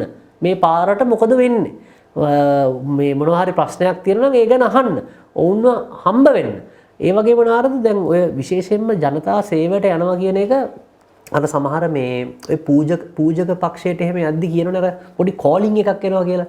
මට හිතෙනවා මේක බොහොම ඒ කියන්නේ ආගම් ભેදයකින් තොරව කවුරු හරි යද්දි අපි කියනවා ඒක බොහොම ඉහළ ආරාධනයක්. ඒ කියන්නේ මම මේ සේවය වෙනුවෙන් යන්නේ. මේ ඔය ජනතා සේවයට යනවා කියන එකත් ඒ වගේ ඉහළ ආරාධනයක්. ඒ කියන්නේ ඒකට ඇවිල්ලා මේ යන්නේ මේ සල්ලි හම්බ කරන්න එහෙම නෙවෙයි. ඇවිල්ලා අර මේ අපි කියන්නේ පරෝපකාරයේ ඊටාම ඉහළ අවස්ථාවක් තමයි හරි විදියට ඒක. ඒ කියන්නේ මම මොනවා හරි රැකියාවක් කළා මොනවා හරි යම් කිසි දෙයක් උපයගෙන ඇවිල්ලා මං එතනින් ගැලවිලා මම මගේ ජනතාවට සේවය කරන්න යනවා. ඔබගේ නියෝජිතයා වෙන්න ඉල්ලන වරමක් තමයි අත්‍තරම මේ ඡන්දය කියලා පරිපූර්ණ අර්ථයෙන් ගත්තොත් එහෙම. එතකොට මම යන්නේ ලොකු බරක් මං අනිත් මගේ පිටිපස්සේ ඉන්න මිනිස්සු වෙනුවෙන් තමයි මම යන්නේ. ඉතින් ඒ தත්ත්වයට අර මිනිස්සුත් අනිත් කට්ටියව තල්ලු කරන්න. මොකද අපේ නියෝජිතය ඇවිල්ලා හෙන හොරෙක් වුණොත් එහෙම මංකොල්ලකාරයෙක් වුණොත් එහෙම ඒක අපිටම කරන නිග්‍රහයද. අපි කවුරු හරි අර සමහරලාට මේ ළමයින්ගේ දෙමව්පිය රැස්වීමට අම්මලාට තාත්තලාට එන්න කියද්දි අපි කියනවනේ සමහරලාට අම්මේ මෙන්න සාරියක් ඇඳලා එහෙම එන්න නැත්නම් ඉස්කෝලේ මොනවා එහෙම කියන. මොකද ළමයාගේ නියෝජිතය තමයි අම්මා. ඒ වගේම අම්මලාත් කියනවා ළමයාට මේ මම ඉස්කෝලේට එනවා හරියට යන්න බලන්න කොණ්ඩේ පීරලත් නැහැ එහෙම කියලා. මොකද ඒ අර නියෝජිත මේ නියෝජිතත්වයක් තියෙනවා. එතකොට අපි ඇවිල්ලා ඒ වගේ අපිව නියෝජනය කරන කට්ටිය නරක කට්ටිය වුණොත් එහෙම ඒකෙන් අපේ ගැනත් අපිත් ඒකට අත්උදව් දුන්න වෙනවා. ඉතින් ඒ නිසා ඒ පුරවැසියෝ විදියට පාර්ලිමේන්තුවේ කට්ටියව වග කරන්න ඔවුන්ව ගිහිල්ලා හම්බ වෙනවා. අනිත් මම හිතන්නේ දැන් නම් ඔය නිතරම ගිහිල්ලා හම්බ වෙන්නේ රස්සා ඉල්ල ගන්න තමයි. එහෙම නැතුව මම හිතන්නේ ඔය තරමක් මේ එහෙම අවශ්‍ය නැති කට්ටියත් ගිහිල්ලා ඔය මහජන දිනේදී ගිහිල්ලා අහනව නම් අර ඔබතුමා කලින් පාරක් පොරොන්දුනා එහෙම වුණා කියලා ඇත්තම මන්ත්‍රීවරුත් ටිකක් බය වෙනවා. දැන් ඇවිල්ලා වෙන්නේ අර අනේ සර් අපිට රස්සාවක් දෙන්න සර්, ගේ හදලා දෙන්න සර්, ඒ වගේ දේවල් එන කට්ටිය විතරයි. ඒකට අරගොල්ලෝ හිතනවා මේ මිනිස්සු මගෙන් යපෙනවා කියලා මානසිකත්වයක් එනවා ඒගොල්ලෝ. මේ හැමතිස්සෙම මේ උදව්වක් ඉල්ලගෙනම තමයි එන්නේ. එහෙම නැතුව අනිත් පැත්තටත් ගිහිල්ලා වුණා දැන් ඔබතුමා අරක කරනවා කිව්වා මේක කරනවා කිව්වා ඒ වගේ තත්ත්වයකට ඒක එකපාර වෙන දෙයක් නෙවෙයි. නමුත් එහෙම sannivedana ක්‍රමයක් ආවනම් මං හිතන්නේ මීට වඩා තත්ත්වය වෙනස් වෙයි. වුණුත් මේක ගනි මේ හිතන තරම් ලේසි නෑ කියලා. මම හිතන්නේ සමාජ මාධ්‍ය ජාල හරහා ඒක යම් ප්‍රමාණයකට වෙනවා. නමුත් දැන් වුණුත් ඒක ටිකක් අර මැනිපියුලේට් කරන්න ඕන්ගේ මේ ෆේක් account හදාගෙන එක විදිහට ඕක යනවා. නමුත් යම්කිසි මේ සමාජ මාධ්‍ය දාලා ඔස්සේ ලොකු බලපෑමක් එනවා.